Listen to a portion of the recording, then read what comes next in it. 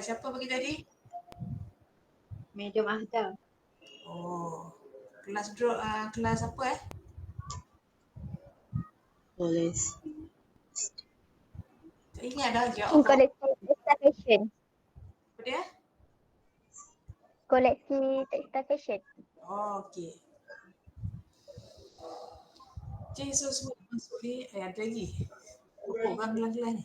26 eh? Ya, 26 orang kelas ni.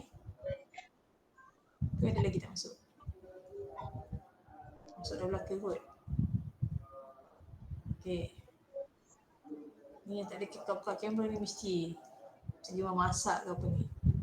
Okay, baik korang buka kamera. Tak buka kamera kan? Tahulah, tak apa, saya cakap tadi kan, nak tidur boleh tidur depan kamera. Ya. Tapi kalau kamu tidur tak ingat lah apa saya cerita lah. Ingat tau saya buat slide ni korang tidur. Okay.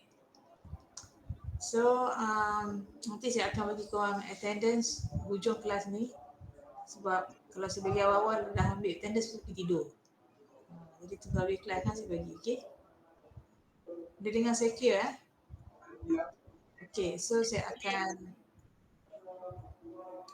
share slide sekejap. Mana dia?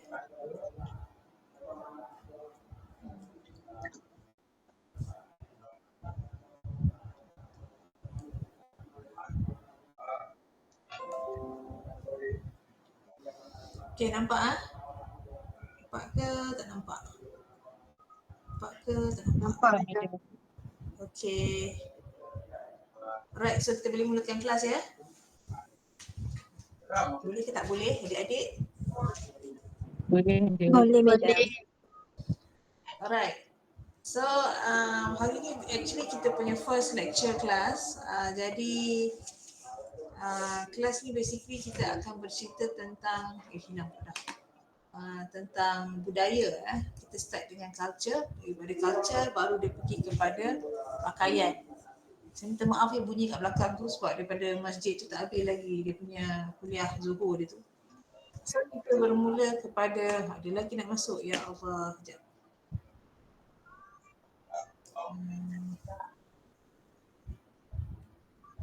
Ini ada masalah kan masuk lambat ni.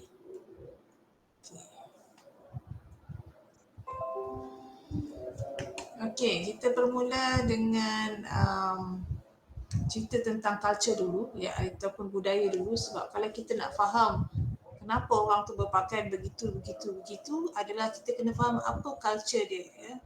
Selama ni kalau kita bercakap tentang budaya, apa yang kita faham tentang budaya tersebut.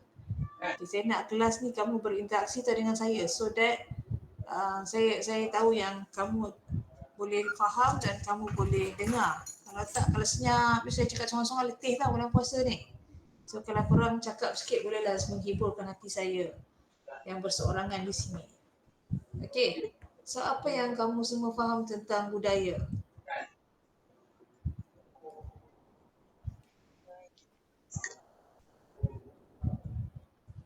Siapa boleh jawab? Ya, senyap. Teh cakap macam ni.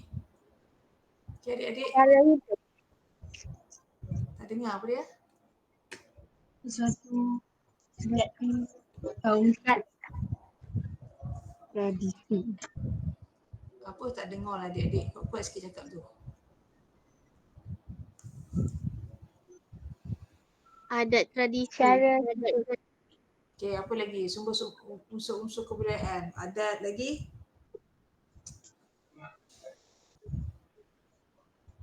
Nilai masyarakat. Nilai masyarakat, betul. Okay, lagi apa lagi? Cakap je, tak ada yang salah, betul semua. Kepercayaan sesuatu agama. Apa tak dengar? Kena cakap kuat-kuat sikit tau. Bahasa. Bulan puasa ni kita pekak sikit. Kepercayaan. Apa? Bahasa. Asa, okey, pandai. Lagi? Kesenian. Pakaian? Kesenian. Kesenian. Okey, lagi? Saya nak korang sebut je apa dulu. Sebab tu baru saya akan cerita apa dia. Okey, cepat.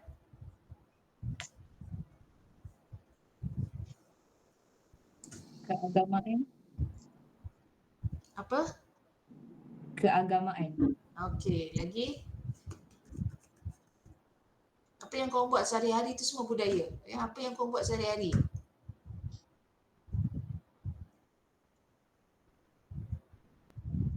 Bangun pagi buat apa? Masuk gigi, mandi, pakai baju, Makan.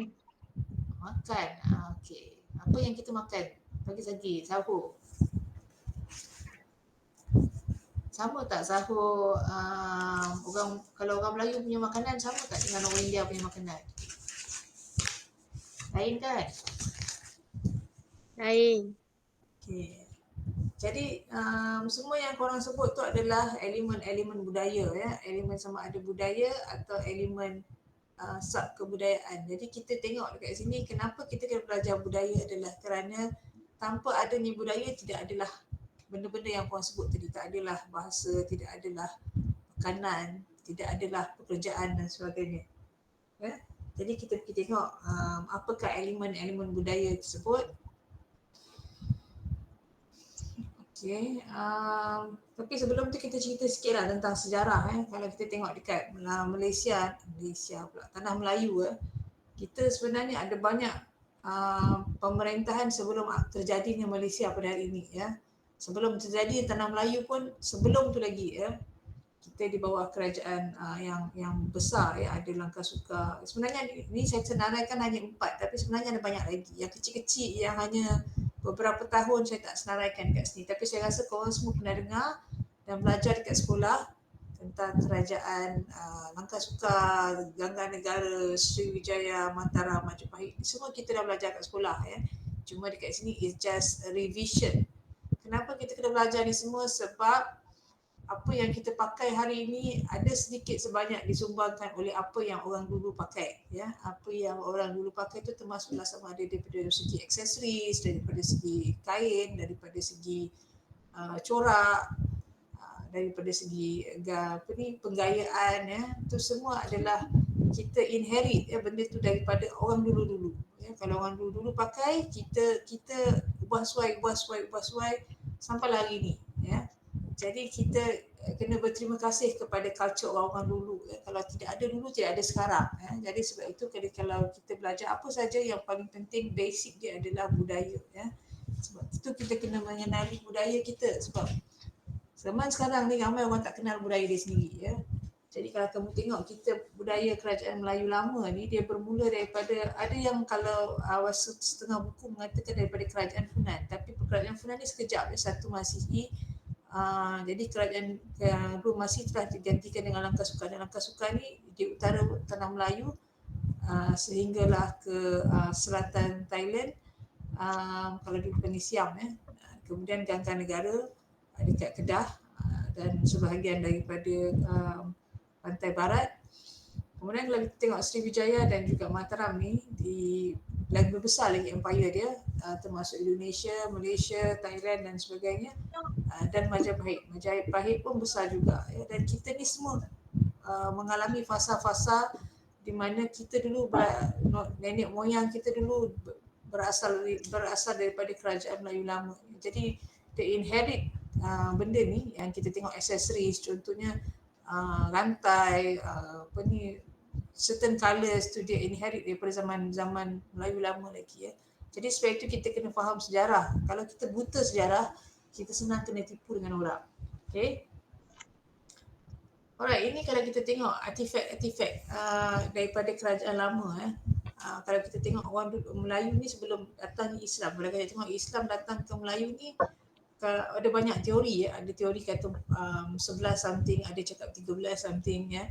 Jadi ada macam-macam teori dan bila kita ada penemuan baru, contohnya bila kita gali-gali para arkeologis dia gali-gali lubang, lepas tu dia terjumpa artifak ataupun prasasti ya.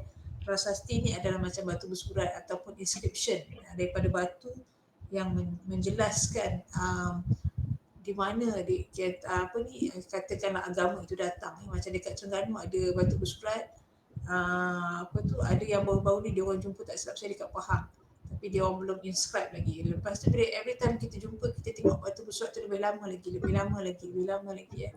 Jadi kita, sebelum-sebelumnya orang kata Islam datang bila ada Melaka, tapi Melaka dah 14 something ya, tetapi kita jumpa tulisan inscription ni ada yang daripada tahun 11 something lagi mengatakan Islam datang.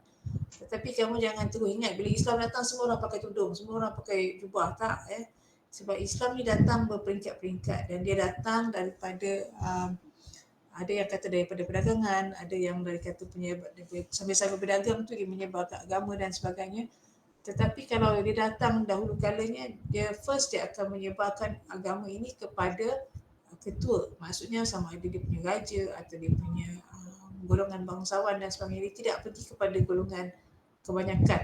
Jadi sebab apa bila kita, dalam mana-mana sejarah pun kalau dia nak mengubah ideologi masyarakat, dia kena mengubah ketua dia dulu. Ya. Jadi sebab itu dalam banyak kalau kamu study sejarah, dia lebih kepada dia nak Islamkan dia punya raja dulu. Ya. Sebab kalau raja dia dah Islam, orang lain akan ikutlah. Ya. Jadi kita tengok orang dulu-dulu sebelum Islam, kita tengok dekat sini apa persamaan antara tiga-tiga patung ni kalau kamu tengok daripada segi pakaian ni, apakah persamaan tiga-tiga ni? Siapa boleh jawab? Pakai kain. Okey, lagi?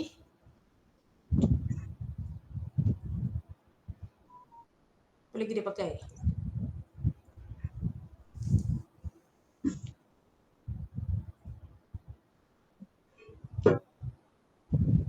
Selain daripada pakai kain, pakai apa? Kan pakai kain je. Accessory. Dia ada accessories. Okey, contoh accessories dia dekat pinggang ya. Dekat leher dia, dekat ada macam rantai ya. Dan dia ada juga ikat pinggang macam bengkung macam tu ya. Tapi dulu taklah dia panggil bengkung ya. Dan kalau kita tengok dekat Asia Tenggara ni, kalau kita tengok tadi, itu semua adalah kerajaan-kerajaan maritim ya. Maksud maritim ni kerajaan yang berkisar dekat laut ya. Sebab itu kalau kita tengok orang dulu kita dulu dikenali sebagai negara maritim atau kepulauan ya. Kepulauan Melayu, kalau kamu belajar sejarah dia sebut Kepulauan Riau, dia sebut Kepulauan Asia Tenggara ataupun archipelago ya. Sebab kita ni duduk di laut, dekat-dekat laut, satu. Yang keduanya kita ni berada di khatulistiwa. Jadi kita ni panas ya. Kalau kita tengok patung ni tiga-tiga ni semua tak pakai baju. Betul tak? Semua topless, tak kira lah perempuan ke lelaki ke, semua topless ya. Tak pakai baju. Tapi dia orang pakai kain. Lelaki pakai kain, perempuan pun pakai kain. Kalau kita tengok patung yang dua kat depan ni perempuan, jadi dia pakai kain panjang. Yang ujung ni adalah lelaki. Jadi kain dia pendek sikit ya. Sebenarnya dia pakai macam dhoti. Tahu tak dhoti? Bukan roti ya, dhoti. Kalau kamu tengok cerita Tamil kan, cerita Tamil, bila dia nak lawan, dia ambil kain sarung dia diikat dekat pinggang jadi seluar. Betul tak? Itu kita panggil dhoti. Okey. Kalau kita tengok ya, sarung ni jadi dia macam dia lebih kepada membalut ya, macam draping ya. Kalau sekarang ni adalah istilah kamu belajar, kamu akan cakap pasal draping. Dia digunakan untuk membaluti tubuh ya. Dan kalau kita tengok dia ni adalah pakaian awal untuk kepulauan di Asia Tenggara ya. Kalau kita tengok dekat Malaysia ada, Thailand ada, Indonesia ada, Sri Lanka ada, Madagaskar pun ada, dan semua tempat-tempat tu adalah tempat-tempat panas. Jadi sebab kalau kita tengok tak logik orang kita akan pakai baju, kita akan pakai kain ya, termasuklah kain kempan. Sebab sebelum ada ni Islam ni lah budaya kita berpakaian ya. Sebab Islam tu datang later ya, on the 11th century, ada yang cakap on the 12th century, ada yang cakap on the 13th century. Jadi sebelum-sebelum tu orang memang pakai kain saja. Jadi kalau kita tengok bila Islam datang pun sebenarnya kita tidak pakai layering banyak sangat sebab kita negara panas. Okey, jadi kita tengok kat situ perkataan contohnya macam celana. Celana ni adalah perkataan Sanskrita ya. Jadi kalau kita tengok kat sini, kalau Mak Saleh dia panggil pantaloon ya. Macam seluar yang panjang sampai dekat lutut ya. Tetapi kalau kita tengok contohnya macam celana ataupun dhoti, dia ambil kain tu, dia ambil bahagian tengah tu, dia tarik sampai dekat pinggang, dia selitkan. Itu dia panggil celana ya. Dekat dalam masyarakat Melayu kalau kita tengok asal kain seluar tu dia banyak pendek-pendek, dia tak panjang sampai kat bawah, dia sampai dekat sama ada 3 suku atau dekat lutut, dan dia bersesuaian dengan culture masyarakat ketika itu. Sebab apa? Pada ketika itu kita tak ada kerja lain kecuali kita duduk di kampung dan bertani, ya. Semua masyarakat asalnya adalah petani dan juga peternak, di mana sama ada kita ternak haiwan atau kita bercucuk tanam, ya. Sebab kita punya ekonomi at that time is not so complex. Dan sekarang ni macam-macam, dah ada banyak pekerjaan, orang migrate, dia jadi kompleks. Bila masyarakat tu kompleks, pakaian pun ada banyak jenis. Baju kerja, baju tak kerja, baju duduk rumah, baju basuh baju, ya. Baju lepak, baju pergi membawang, semua ada baju masing-masing. Okay? Kalau dulu dia senang je, baju dia nak pergi sawah ke, pergi jaga lembu ke, pergi apa ke, itu je lah. Jadi tidak ada banyak sangat baju dan hidup mereka tidaklah kompleks seperti hari ini. Okay? So kita tengok dalam kebudayaan yang kamu sebut tadi, saya tanya apakah itu kebudayaan? Ya, dalam kebudayaan tu ada bahasa, ada teknologi, ada ilmu pengetahuan, kepercayaan, sosial, mata pencarian dan juga kesenian. Okay, ini dekat dalam semua masyarakat, tak kira dalam masyarakat Melayu, Cina, India, semua ada. Ya. Setiap masyarakat dia mempunyai set kebudayaan mereka masing-masing. Contohnya kalau orang Melayu, dia akan ada bahasa, teknologi, pengetahuan, kepercayaan, kesenian, ekonomi orang Melayu.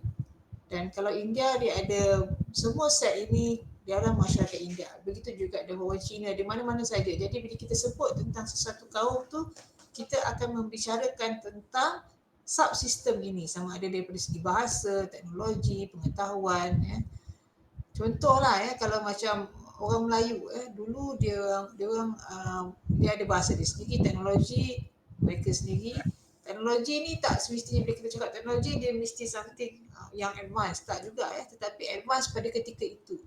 Contohnya macam alat menenun kain, ya. Dulu ada kek, ya, tempat yang tenun tu dia panggil kek, alat menenun tu. Jadi advance dah waktu itu, maksudnya dia dah boleh menenun. Jadi culture menenun itu juga satu yang advance pada ketika awal abad Melayu lama. Seperti juga dengan ilmu pengetahuan. Kalau kamu membaca, kamu akan jumpa ada perkataan yang dipanggil local genius ataupun kearifan lokal. Ya. Local genius ini adalah di mana satu benda tu orang tu dia tak pergi universiti pun, tak masuk mana-mana college ke, tetapi dia di-pass down, diturunkan oleh satu generasi ke satu generasi. Contoh dia macam kemahiran menenun kain. Orang dulu dia tak masuk universiti pun, ya, tetapi dia tenun kain, dia belajar dan dia ajar anak dia ajar kepada anak dia. Jadi benda tu diturunkan, ya, ilmu pengetahuan itu diturunkan daripada nenek kepada anak, kepada cucu dan sebagainya. Ya. Jadi pengetahuan tu lebih kepada bersifat tidak formal lah. Sekarang ni orang belajar tak semestinya daripada family, orang belajar daripada universiti, orang belajar daripada college. Jadi dulu semua benda tu diturunkan. Sebab itu banyak budaya dulu lama-kelamaan mati, ya, sebab dia diturunkan daripada satu generasi ke generasi. Kalau generasi yang seterusnya tak berminat dan tidak praktis, ya, dia ada dua sebab, tak minat dan tidak praktis. Tidak praktis tu maksudnya dia tidak diamalkan, dia akan matilah, ya. Budaya ni benda hidup, jadi tidak, bila kita cakap macam ni mesti macam ni. Contohnya baju Melayu mesti macam ni design ni, mesti macam tu, tak boleh ubah sikit. Dia tidak semestinya, ya, sebab budaya ni satu benda yang hidup. Yang penting kita amalkan. Bila kita tidak amalkan, dia mati, ya. Dia akan mati macam pokok lah, tak disiram dia mati, ya. Bila orang tidak praktis, dia mati. Sama ada daripada semua aspek kepercayaan ke sosial ke kesenian ke apa je, bila kita tidak praktis, dia mati. Contohnya saya bagi example, ya. Dulu dia sebelum datang ni Islam, dia ada macam-macam kepercayaan. Dia tak panggil agama, dia panggil kepercayaan. Sebab apa dia kata, kalau agama dia terhad kepada Islam, Kristian, Hindu dan sebagainya. Tetapi kalau kita kata kepercayaan, kita ada juga kepercayaan, percaya bahawasanya adanya unsur-unsur gaib, percaya bahawasanya ada pokok boleh mengabulkan doa, ya. Sebab itu kadang-kadang kita tengok banyak yang orang berdoa dekat kubur, ada orang berdoa dekat pokok, ya. Berdoa dekat macam-macam lah, benda pelik-pelik dekat gua lah sebagainya. itu adalah ada juga yang menyifatkan itu sebagai animism ya, ataupun kepercayaan kepada benda-benda gaib atau benda-benda yang tidak ada Tuhan ya. Tetapi kalau kita cakap pasal agama, dia mesti ada related dengan Tuhan ya. Cuma Tuhan dia beza-beza ikut agama lah. Kalau macam orang Islam dia percaya dekat Allah, dekat agama lain dia percaya dekat benda lain. Tetapi dia mesti ada berpaksikan siapa Tuhan dia. Tetapi kalau kepercayaan tak semestinya ada Tuhan ya. Dia percaya pada pokok, dia percaya pada hutan, percaya pada semangat padi dan sebagainya. Dulu-dulu orang Melayu memang ada banyak benda ni. Dan benda-benda ni juga dibawa sampailah ke hari ini. Ya. Jangan kata dalam masyarakat kita hari ini ada tak orang percaya, kalau kita masuk hutan, kalau kita cakap tak tentu hala nanti kena sumpah lah, nanti tak boleh balik lah, sesat lah, sebab kita percaya benda-benda tu benda-benda gaib tu berkuasa pada kita kan. Sedangkan dalam agama yang berkuasa tu hanyalah Tuhan kalau kita lah. Jadi kepercayaan ni kalau kamu pergi Indonesia dia lebih besar lagi sebab kita kat Malaysia ni kecil kalau macam Indonesia tu terlalu besar dan ada separuh tempat yang masih mengamalkan kepercayaan daripada zaman tok nenek lagi maksudnya yang pra-Islam pra-Islam lah, maksudnya sebelum Islam. Jadi contoh dia orang ada Islam kat sana ada banyak jenis ada Islam yang moden, yang sangat advance, yang ditekuk tambah, yang acculturate dengan kepercayaan kuno pun ada ya. Jadi kat sana kamu jangan pelik kalau tengok ada orang tu Islam tapi dia semayang hanya 3 kali sehari ya. Ada satu daerah di Indonesia tu yang Islam dia 3 kali sehari. Sebab apa? Sebab macam mana entah dalam culture dia dipanggil Islam tiru, di mana Islam tu hanya semayang 3 kali. Dijamakkan zuhur dengan asar, maghrib dengan isyak. So dia semayang 3 kali saja. Ya, ada juga Islam yang dipanggil kejawen. Contohnya Islam campur dengan adat. Di mana kalau dia Islam is agama, adat tu tak ditinggalkan. Jadi kalau ada adat tu yang menyembah pokok atau memberikan makanan kepada roh, dia akan buat. Sebab itu adalah adat. Kepercayaan tu adalah agama. So dia tak campur. Macam dekat Malaysia ni, kita punya adat dan agama kita, kepercayaan tu dah disatukan di bawah peruntukan negara ya. Kalau kita tengok dalam akta penubuhan Malaysia, dia tulis kat situ orang Melayu mesti beragama Islam. Sebab itu bila kita cakap Islam, kita kata orang Islam, kita kata Melayu. Kalau kita kata Melayu, dia mesti Islam. Dia tidak ada Melayu Kristian, tak ada dekat, walaupun orang ada yang buat, tetapi dekat IC dia tidak akan tulis Melayu kepercayaan agama Kristian. Dia tak akan dibenarkan dan sampai mati pun you akan fight dekat court, tak akan menang lah kes ni. Sebab dalam kita punya kerajaan, dalam kita punya akta penubuhan dan juga kita punya undang-undang di Malaysia, Melayu iaitu etnik disatukan dengan agama, di mana bila disatukan jadi dia tidak boleh dipisahkan Tapi kalau kamu tengok di tempat lain, contohnya kalau di Indonesia boleh je dia Melayu tetapi dia Kristian sebab dia tidak disatukan oleh peruntukan ataupun akta dalam negara dia Jadi kita ni macam unik sikit lah Sebab itu kalau kita tengok orang Melayu, dia ada masalah identiti dia tak tahu nak jadi Arab ke, dia tak tahu nak jadi Melayu ke sebab because of campuran tadi lah dalam kita punya undang-undang kita, dalam kita punya enactment dan juga akta di Malaysia, kita dah tulis dah Melayu itu mesti Islam Jadi bila dia cakap macam tu, maksudnya kepercayaan dan sosial tu digabungkan Kalau di tempat lain maksudnya dia bebas memilih agama apa dia nak Jadi kita dekat Malaysia ni in a way, kalau kita orang Melayu, kita patut bersyukur lah. Sebab itu kita tidak, bila Islam tu datang dia terus pecah. Mana yang tak relevan dengan Islam dibuang. Sebab dia tak pecah, kita tidak menyatukan macam kita tidak macam Indonesia ada satu tempat, kalau kamu pergi di Jogja, di Solo, di situ memang kamu akan jumpa Islam, nama dia Islam kejawen Islam kepercayaan yang ada Jawa-Jawa sikit Jadi dia akan tetap sembah pokok, dia akan bagi sesajen ni macam offering macam kalau kamu tengok orang Cina kan, dia ada letak buah limau dekat toko. Kalau dekat belah-belah Jawa dia ada juga offer, tapi dia bagilah gula-gula lah, coklat lah, supaya dia kata roh-roh orang mati tak kacau dia. Tapi mereka Islam Kalau dekat Malaysia kita tak jumpa dah orang Melayu buat macam tu, memang kena tangkap lah.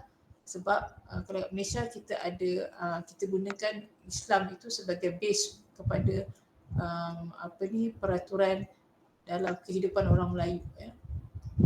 Okey, selain daripada itu kita ada juga elemen mata pencarian ataupun ekonomi. Ini juga berbeza bila kita dah ke arah negara moden, dia akan bertukar ya, ekonomi itu akan bertukar.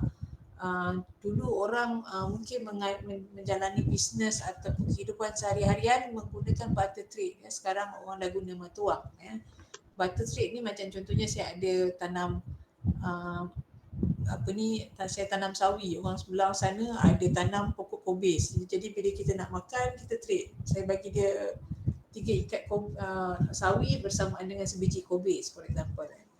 Dulu orang buat macam tu. Sekarang tak adalah dah. Sekarang ni lebih kepada nilai ringgit dan mata wang. Dan kita juga ada kesenian. Kesenian ini adalah produk kebudayaan. Nanti kalau kamu tak akan jumpa baju kalau tidak adanya kebudayaan. Sebab itu benda-benda ni semua mesti ada dalam sesuatu culture tersebut untuk kita tahu culture tu masih hidup ke tidak.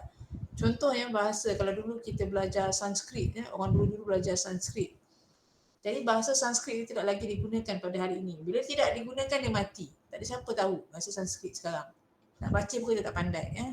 Sebab kita tidak, benda tu dah tak diamalkan. Super juga dengan teknologi. Bila tidak diamalkan dan digantikan dengan teknologi yang lebih baru, teknologi yang lama tu dilupakan. Contohnya macam teknologi tenun kain. Orang dulu tenun kain macam mana, pakai kit. Kita sekarang tak belajar dah. Sebab kita pun tak ada masa nak menenun kain sampai 1 tahun, 6 bulan nak siapkan selai kain. Bila kita dah lama kelamaan, bila kita tidak apply benda tu, kita lupa.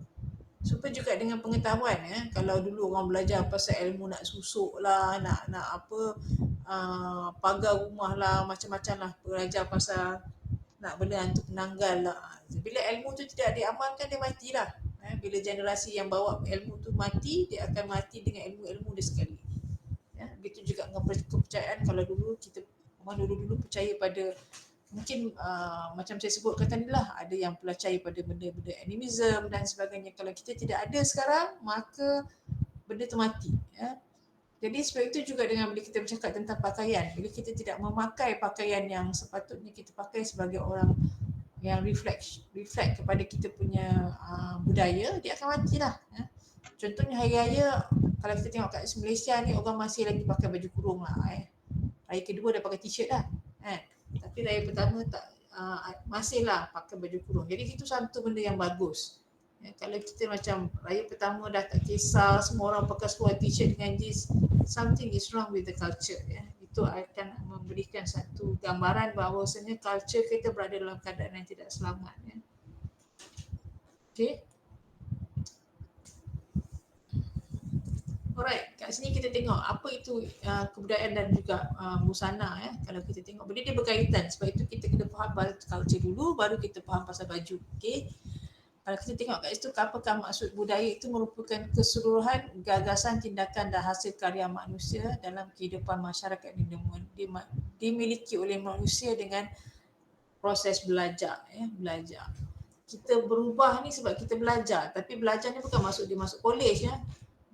Belajar ni maksud dia kita belajar daripada orang, kita belajar daripada masyarakat, kita belajar daripada orang sekeliling kita. Kita belajar dan kita berubah. Bila kita masuk dekat universiti, kamu masuk sekolah, kamu belajar juga, tetapi belajar secara formal. Orang dulu belajar secara tidak formal, tapi mereka tetap belajar, dan because of belajar inilah kita berubah. Kalau kita tak belajar, kita masih lagi mengamalkan gaya hidup macam orang dulu lah.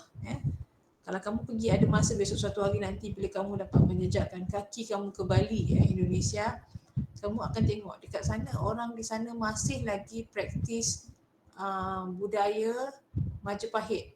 Majapahit ni kamu boleh bayangkan berapa masih dah. Dah berapa ratus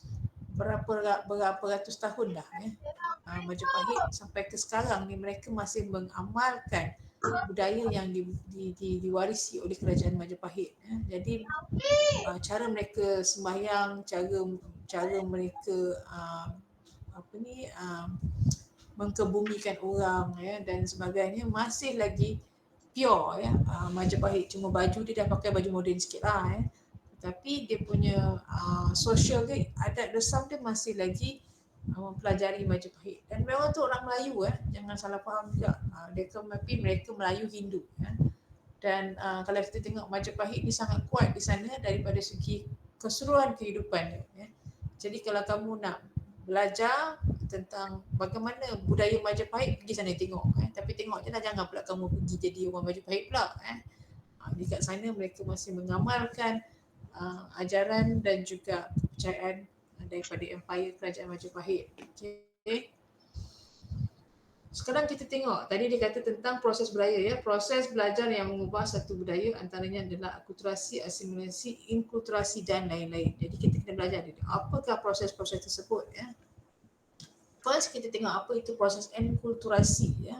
Enkulturasi adalah proses pembudayaan di mana seorang itu menyesuaikan diri dengan adat, sistem, norma, peraturan hidup dan kebudayaan yang bersesuaian dengan keadaan satu masa.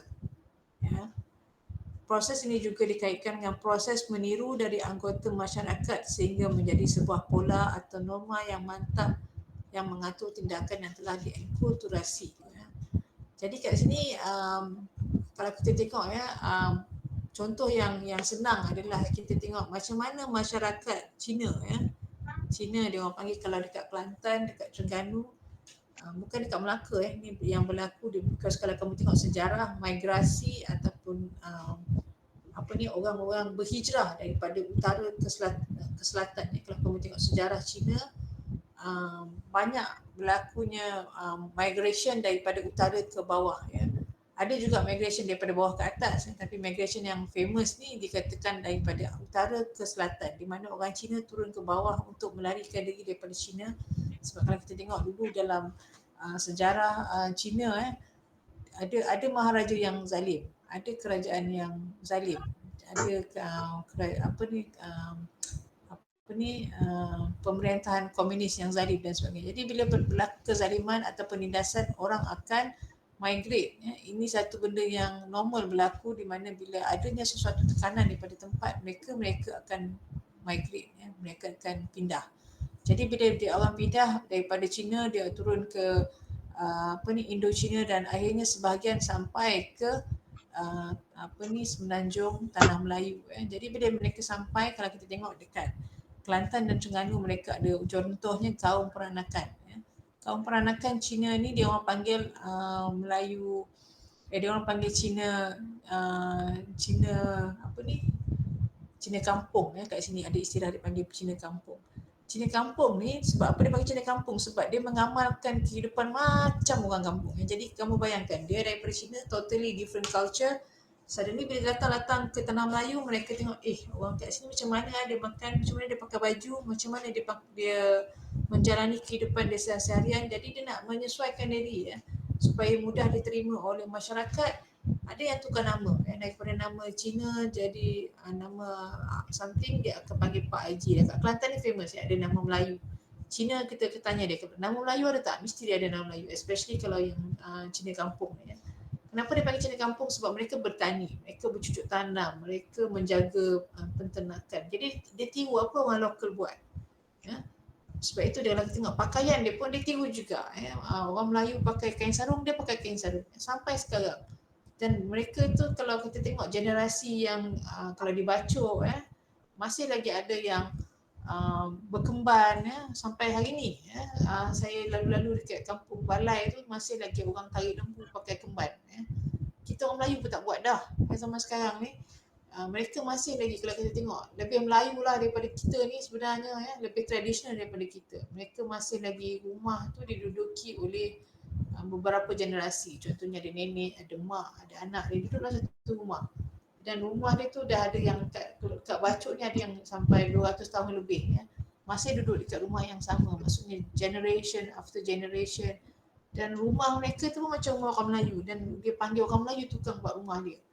Jadi mereka punya kehidupan ni mereka sesuaikan supaya boleh hidup dengan masyarakat ya. Sebab this is another trick of survival lah. Bila kita nak survive dalam satu masyarakat, kita follow dia. Ya, kalau kita cuba-cuba, contohnya kamu pergi mana-mana negara lah, kita akan cuba follow supaya kita tidak terasing. Kita follow supaya ada banyak reason lah. Kadang-kadang kita follow sebab tak nak terasing, ada kadang-kadang kita follow kalau negara tu bahaya, kita follow supaya kita tidak di-threaten ataupun tidak mendapat pressure daripada masyarakat dan sebagainya. Jadi ada banyak reason kenapa kita menyesuaikan diri, sama ada pressure dan sebagainya lah. Okay. Dan proses inkulturasi juga melibatkan proses memilih elemen budaya yang dirasakan masih relevan. Contohnya kalau kita tengok baju Melayu, baju kurung daripada zaman dahulu kala sampai sekarang, dia mengalami perubahan. Setiap kali hari raya dia akan keluar design trend lain, betul tak? Raya je keluar design lain, raya je keluar design lain. Tetapi apakah elemen yang masih dikekalkan? Siapa boleh jawab? Dalam baju Melayu apa lagi elemen yang dikekalkan? Baju Melayu, baju kurung, apa yang dikekalkan? Kalau baju Melayu dia ada apa ni? Poket.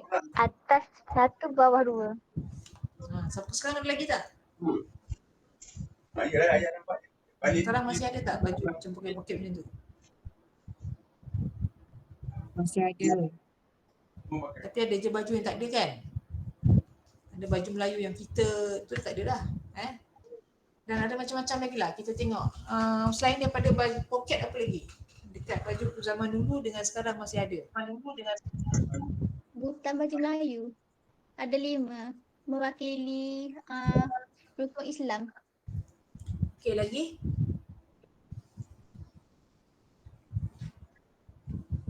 Ada lagi tak? Kita tengok baju ni. Dan kamu tengok baju lama ni dengan baju sekarang.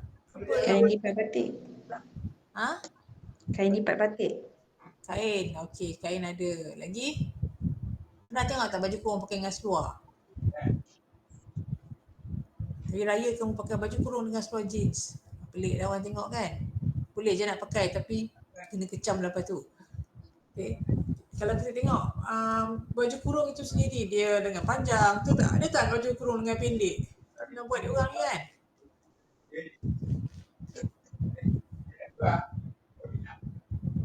Kau ni senyap jadi. Baju Melayu dengan pendek ada tak? Nak tengok ke? Ada. Mereka buat Kalau korang grad daripada usia lain tak apa. Jangan, kalau daripada UMK jangan buat. Kan kutuk tu. Baju kita yang sekarang ni dengan dulu banyak persamaan dia. Contohnya leher dia. Ada butang satu kalau baju kurung. Lengan panjang. Dia mesti baju tu dia pakai dengan kain. Dia tak, walaupun macam mana moden sekalipun daripada tahun 1 Masih, 2 Masih, dia budaya berkain tu sampai sekarang. Maksudnya orang dulu pakai kain, orang sekarang pun pakai kain. Daripada budaya tak berbaju sampailah budaya dia berbaju, dia tetap pakai kain. Sebab itu kalau kita tengok sejarah kain ini sangat panjang. Daripada zaman sebelum Islam lagi dia dah pakai kain dah. Jadi sebab itu kain ini menjadi salah satu penghubung antara zaman sekarang dengan zaman dulu. Sebab apa? Zaman sekarang kita melalui proses enkulturasi di mana kita rasakan kain tu masih relevan. Mungkin kita tak tahulah satu hari nanti kain dah tak relevan, saya tak tahulah tapi saya harap dia tidak, walaupun saya besok dah tak ada di muka bumi ni, masihlah ada orang yang meneruskan budaya berkain walaupun dah ada banyak seluar sebagai alternatif dan sebagainya. At least hari raya kita raikan pakaian kebangsaan kita, baju tradisional kita, hari contohnya hari apa lagi, hari raya pergi masjid, apa lagi kita nak buat, baju kurung, pergi kahwin kan. Kalau satu hari nanti bila kita tinggalkan ni, anak cucu kita tak akan belajar lagi dah benda tu. Sebab bila kita melalui proses enkulturasi tu di mana kita akan sesuaikan. Apa kat era moden ni, apa yang kita nak sesuaikan, elemen mana yang kita nak ambil, elemen mana yang kita nak buang. Jadi kamu semua sebagai penerus generasi kena pandai memilih elemen apa yang nak ubah, elemen apa yang kita nak kekalkan dalam design hari ini. Sebab that is how you learn. Kalau kamu bantai ubah semua, buang semua, itu menjadi satu yang pelik lah. Okey, kita tengok tentang akulturasi pula. Ini banyak yang orang salah guna terminologi ni, akulturasi dengan asimilasi. Yang selalu yang dipakai adalah assimilation ataupun asimilasi. Akulturasi jarang orang pakai, sedangkan akulturasi ni yang banyak berlaku, bukannya asimilasi. Ya, akulturasi ni adalah apabila dua kelompok budaya itu mempunyai budaya yang totally different, yang bersungguh berbeza, tetapi mereka menerima persentuhan budaya lain, tapi mereka terima dan jadikan sebahagian daripada budaya mereka. Contohnya macam orang Cina dekat Melaka, macam supa juga macam Cina dekat Kelantan yang saya sebut tadi. Cuma dekat Melaka ni kebanyakan yang datang ni adalah daripada Cina betul, daripada Cina as a merchant, maksudnya dia orang datang sebagai pedagang. Kalau daripada Kelantan, Terengganu, mereka datang sebagai Cina kampung, orang kampung, bertanian dan sebagainya. Kalau daripada China dulu, mereka berlayar dan mereka datang sebagai sama ada political, dikawinkan dengan Kesultanan Melaka untuk membesarkan empire, atau mereka datang sebagai perdagangan. Jadi sebab itu kalau kamu tengok Cina Melaka, dia punya peranakan dia lavish, nampak kaya, nampak gah, dan mereka bangga jadi peranakan. Tapi kalau di Kelantan, setakat yang saya buat research, generasi muda dia semua nak kerja dekat KL, tak nak kahwin dengan orang-orang sesama dia, mereka nak berkahwin orang luar, sebab dia orang tidak mahu diassociatekan dengan kemiskinan. Contohnya macam pertanian dia kira macam kerja kampung, miskin, tak maju. Jadi Cina-Cina peranakan di Kelantan mereka kahwin dengan orang luar, dia segan nak bawa title peranakan tu. Tetapi berbeza dengan orang Melaka, kalau Cina Melaka dan peranakan Melaka ataupun Pulau Pinang, mereka bangga jadi peranakan. Sebab apa? Dia punya susu galuh peranakan ni adalah daripada merchants, maksudnya pedagang-pedagang yang kaya yang berhijrah daripada Cina, dan mereka datang untuk berdagang. Mereka berdagang kain, berdagang macam-macam lagi, sutera dan sebagainya. Jadi mereka dibangga datang bila dia kata saya ni peranakan, dia pandai cakap Melayu, dia rasa bangga. Dan benda tu berlaku because of proses akulturasi lah. Dia belajar daripada lokal, dan dia orang ni pun tak makan. Ada kawan-kawan saya yang beragama Buddhis ataupun Taoism, mereka dari Cina, duduk kat Melaka. Mereka tak makan pun makanan Cina. Dia tak makan babi. Dia orang makan macam orang Melayu. Dia ada gulai, dia ada bekasam, dia ada asam pedas. Jadi makanan dia orang pun dia ada kuih lapis, macam orang Melayu habis lah. Dia pun tak makan macam orang Cina. Tetapi yang the new generation ni dah macam-macam lah. Kalau kamu tengok kat itu, kalau kamu pergi Melaka, dia ada banyak restoran peranakan yang memang Melayu habis lah. Asam pedas dia lah, gulai lemak dia lah, macam-macam ada. Okay. So mereka ni maksudnya tidak ada siapa yang memaksa mereka untuk jadi Melayu ke untuk ikut budaya Melayu, tak ada. Tetapi mereka buat dengan secara sukarela, secara gembiranya mereka bergabung. Itu akulturasi. Tidak melibatkan paksaan daripada budaya yang mendominasi. Maksudnya kalau dekat contohnya Melaka tu dulu yang dominan dia adalah orang Melayu. Mereka tu hanyalah kecil je minoriti. Tapi orang Melayu tak paksa pun. Dia orang nak belajar, silakan. Tak nak belajar, tak apa. Jadi kita tengok the next one. Assimilate. Assimilate ni berbeza, di mana assimilate ni melibatkan pencantuman budaya juga, tetapi dengan proses dipaksa. Jadi bermaksud asimilasi ni sering melibatkan penguasaan kelompok budaya yang majoriti mendominasi kelompok minoriti. Bila dia dah mendominate, dia akan cakap, you kena ikut saya, kalau tak ikut saya bunuh. Ini berlaku di banyak negara, contohnya di China. Berlaku dekat Jepun. Sebab Jepun dengan China ni pun selalu berperang dulu. Sampai sekarang pun dia orang tak suka each other. Sebab ada sebahagian tempat tu yang dikonquer oleh Jepun, dan orang Jepun paksa orang tu cakap Jepun dan buang semua culture budaya Cina dia. Dan begitu juga Cina, dia melakukan hal yang sama contohnya dengan orang-orang Uyghur. Kalau kamu tahu cerita ni, dia banyak berlaku di mana orang Uyghur ni sebenarnya mereka ni sebahagian daripada pecahan Russia. Russia dia lepas habis dia punya Tsar dan dia pemerintahan Tsar dan juga komunisme, negara dia banyak berpecah. Sebahagian daripada negara termasuk ke dalam wilayah Cina, dan orang Cina paksa mereka menjadi Chinese. Belajar, buang dia, tak boleh belajar bahasa Uyghur, tidak boleh beragama Islam, tidak boleh makan makanan budaya dia dan sebagainya. Jadi mereka dipaksa. First generation akan dipaksa, second generation anak-anak mereka akan tahu sejarah ni, tapi third generation selalunya dah lupa. Yang dah lupa ni macam kita lah, ya.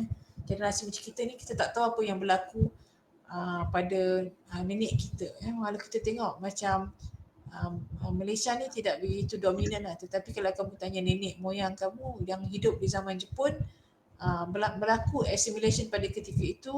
Mereka tidak dominan tetapi mereka berkuasa, ya. Mereka suppress, siapa tak nak ikut, tak mau belajar cakap Jepun, kena bunuh contohnya. Serupa juga yang berlaku di China, dengan masyarakat Uyghur, siapa yang tak nak ikut dibunuh ataupun diseksa dan dihukum dan macam-macam lagi, ya. Jadi mereka lama-lama kelamaan, mereka generation yang kedua tak boleh nak bercakap bahasa mereka sendiri, ya. Mereka dah lupa. Jadi first generation, second generation akan rasa marah, akan rasa benci dan sebagainya, tetapi bila third generation, dia hanya mendengar. Dan dia boleh dah hidup lama dalam assimilation, dia rasa benda tu macam satu budaya yang tidak ada sejarah pemaksa, dan sebab mereka dah menerima sahaja. Tetapi asalnya assimilate ni dia dipaksa, ya. Lama-lama dia 3-4 generasi dia dah lupa dah, ya. Dan dia rasa macam macam inilah budaya kita, tapi sebenarnya asalnya dipaksakan, ya. Jadi sebab itu kalau kita tengok dalam bila kamu menulis PP atau apa-apalah, berhati-hati dengan perkataan ni, sebab saya tengok even dalam banyak statement kerajaan pun silap guna istilah ni, sebab ini adalah istilah antropologi yang harus digunakan dengan betul. Tetapi kebanyakan orang dipanggil asimilasi kaum. Dia tidak faham asimilasi itu bermaksudnya adanya unsur-unsur paksaan dan dominan ke atas kaum minoriti, ya. So ini kamu kena belajar dan gunakan istilah ni dengan tepat sebab kamu masuk universiti, okey. Satu lagi adalah adaptasi, ya. Dia lebih kurang ini semua dia proses-proses belajar. Okay, adaptasi ni lebih kepada, kalau kita tengok asalnya adalah daripada biologi, ya. Maksudnya kalau kamu pergi negara sejuk, kita pakai baju tebal lah kan, betul tak? Takkan nak pergi negara sejuk pakai singlet lah, kekeh lah kamu. Okay, jadi adaptasi ni dia berasal daripada perkataan adapt, ya. Maksudnya kalau contohlah kalau kamu mandi sungai kan, bila tengah panas-panas terjun dalam air sungai yang sejuk, apa akan jadi? Kita akan rasa macam frozen, kita akan rasa sejuk gila, tak tahan dan sebagainya. Tapi lama kelamaan duduk dalam sungai tu dia sonok pula, best pula duduk dalam sungai ni kan. So macam itulah juga dengan adaptasi punya proses, ya. Dulu orang Melayu dia tak pakai baju macam saya kata tadi, tapi bila British datang, Islam masuk dan sebagainya, lama kelamaan budaya berpakaian itu menjadi satu yang normal, ya. Kita adapt, ya. Tapi kita adapt tu kalau kamu tengok contohlah, ya, kalau kita tengok dalam sejarah Melaka, ya, kalau bila kita buat tie, kita buat relation dengan China, ya, kita akan pakai baju, kita pakai biasa je, tapi orang Cina akan menghadiahkan. Okay, ini kerajaan di bawah ada perdagangan dengan China, dia hadiahkan jubah, ya. Jubah yang dipakai oleh dia punya maharaja, ya. Jadi bila dipakai jubah tu, kita tengok, sebab itu kalau kita tengok pattern baju huruf ataupun baju Melayu ada persamaan dengan baju yang dipakai oleh orang Cina, ya. Dia ada belah depan dan sebagainya, sebab okay, kalau kita tengok kalau orang Melayu dulu pola baju pun tak ada, ya. Tapi because bila orang bagi, kita adapt. Kita pakailah baju ni, kita ubah sikit. Apa yang sesuai dengan cuaca kita, apa yang sesuai dengan budaya kita. Jadi kita adapt dan kita tukar sikit-sikit. Yang ni sesuai lah, yang ni tak sesuai lah. Jadi kita beradaptasi dengan budaya berbaju pula. Daripada tak baju, berpakai baju, memakai baju pula lepas tu. Okay. Jadi sebab itu kalau kita tengok dalam banyak kajian mengatakan budaya berbaju ni datang daripada negara sejuk. Sebab orang negara sejuk dia mesti pakai baju. Kita tak semestinya pakai baju, pakai kain pun cukup dah, ya. Even dekat India, sebab India panas kan, mereka pun pakai kain, ya. Sari pun adalah bukannya baju tapi sekeping kain yang panjang, tetapi dia lilit jadi skirt, jadi menutup atas dan sebagainya. Okay. So ini adalah diffusion. Diffusion ni kenapa saya letak gambar K-pop ni, sebab korang ni semua suka tengok cerita-cerita Korea kan. Tengok cerita Korea nak jadilah macam K-pop, kali apa lah apa sebagainya, ya. Okay, diffusion ni adalah proses tersebar ataupun penyebaran, ya. Penyebaran ni maksudnya di mana disebaran ni datang? Dia datang daripada TV, daripada media cetak, daripada media digital, ya, macam kamu tengok internet dan sebagainya, itu semua adalah diffusion. Sekarang ni berlaku lambakan budaya. Kita ada restoran Korea, kita ada restoran Jepun, kita ada restoran Arab, macam-macam lah. Itu adalah diffusion, maksudnya disebar. Ya, bila disebar, kita ni sama ada kita nak ambil tak nak. Kalau benda tu kita rasa best, kita ambil. Ya. Tetapi kita kena faham diffusion ni dia tersebar saja, tidak ada paksaan, nak ambil, tak nak ambil sudah. Okay. Jadi siapa yang suka dia akan ambil lah, tak suka tak apa. Okay. Tapi ini selalunya dia akan, nanti kita tengok ya kenapa dia mengubah daripada aspek apa ya. Adakah diubah sepenuhnya ya, ataupun diubah sikit-sikit kita punya culture. Okay. Sosialisasi pula, ini proses belajar juga di mana kita bersosial dengan busana. Bermaksud contohlah kamu tengok ya, dekat Kelantan ni, saya tak faham kenapa semua orang akan kita tengok orang semua nak pakai baju jubah. Jubah ni sebenarnya daripada Arab tau. Dan kita ni sebenarnya baju Melayu kalau kamu belajar dia dah menepati semua elemen yang ada dalam kerajaan yang ada dalam pakaian kita ya, yang menutup aurat, selesa, longgar, labuh dan sebagainya. Tetapi kita tengok bila kita belajar, kita tengok orang dekat sini suka pakai jubah. Bukanlah kata jubah tak boleh, cuma jubah ni lebih sesuai untuk dipakai oleh orang Arab lah. Kita ada culture kita sendiri kan, tapi kita suka pakai jubah. Tapi sebenarnya tak salah lah pakai jubah, bukan salah. Cuma kita, bila kita kata Kelantan ke, kita kata banyaklah, bukan Kelantan saja. Kalau kita tengok even sekarang pun orang gantikan baju kurung dengan trend jubah. Saya pun tak faham kenapa. Dan benda macam ni lah, bila suatu hari nanti semua orang pakai jubah, orang tak kenal lah baju kurung tu apa. Jadi that's why kamu besok janganlah asyik melupakan kita punya own culture. Jadi proses sosialisasi ni contoh yang basic ya. Di mana kalau konsep, contohnya kamu ada adik-adik, ada anak besok kan. Kita akan cakap dekat budak kecil tu, malu lah tak pakai baju, betul tak? Jangan bogel tak senonoh lah nanti orang nampak. Budak tu padahal kecil tu dia tak tahu pun malu tu apa. Tapi kita yang menerapkan perkataan malu tu dalam kepala otak dia. Adik ni malulah tak pakai seluar, malulah bogel. Lama-lama dia pun rasa malu lah. Padahal dia lahir dia tak tahu pun, masa dia kecil-kecil tak kisah pun. Dan benda ni dilakukan, dibuat oleh masyarakat mereka ya. Sebab itu kalau kamu tengok masyarakat orang asli, kalau kamu pergi dekat pedalaman, mereka masih tak pakai baju lagi. Dia masih lagi tak pakai baju, di mana masyarakat mereka tak pakai baju pun tak apa. Tidak ada konsep malu dekat situ. Contohnya kalau kita belajar tentang pakaian, macam saya kata tadi lah, bila kamu duduk contohnya dekat sekolah Arab mesti pakai jubah, so kita rasa malu tak pakai. Dia akan bertukar lah kan. Serupa juga dengan benda-benda lain lah. Jadi benda ni dia mengikut masyarakat tersebut contohnya kalau masyarakat tersebut memaksa begitulah dia akan rasa macam itulah. Serupa juga kalau benda sosialisasi ni berlaku juga pada kes beberapa kes yang saya tengok, macam contohnya adat contohnya bila orang dulu dia kahwin awal 15 tahun 16 tahun dah kahwin. Tapi sekarang dah berubah orang dah boleh terima perempuan kahwin lewat 30 tahun 40 tahun pun tak kisah. Kalau dulu masyarakat akan tekan kalau tak kahwin tak laku tak. Jadi dia rasa malu. Jadi dia punya pressure tu menyebabkan mereka terpaksa akur dengan society masyarakat kat situ. Jadi kalau kita tengok pakaian tu pun berasaskan daripada konsep sosialisasi dalam masyarakat. Okay.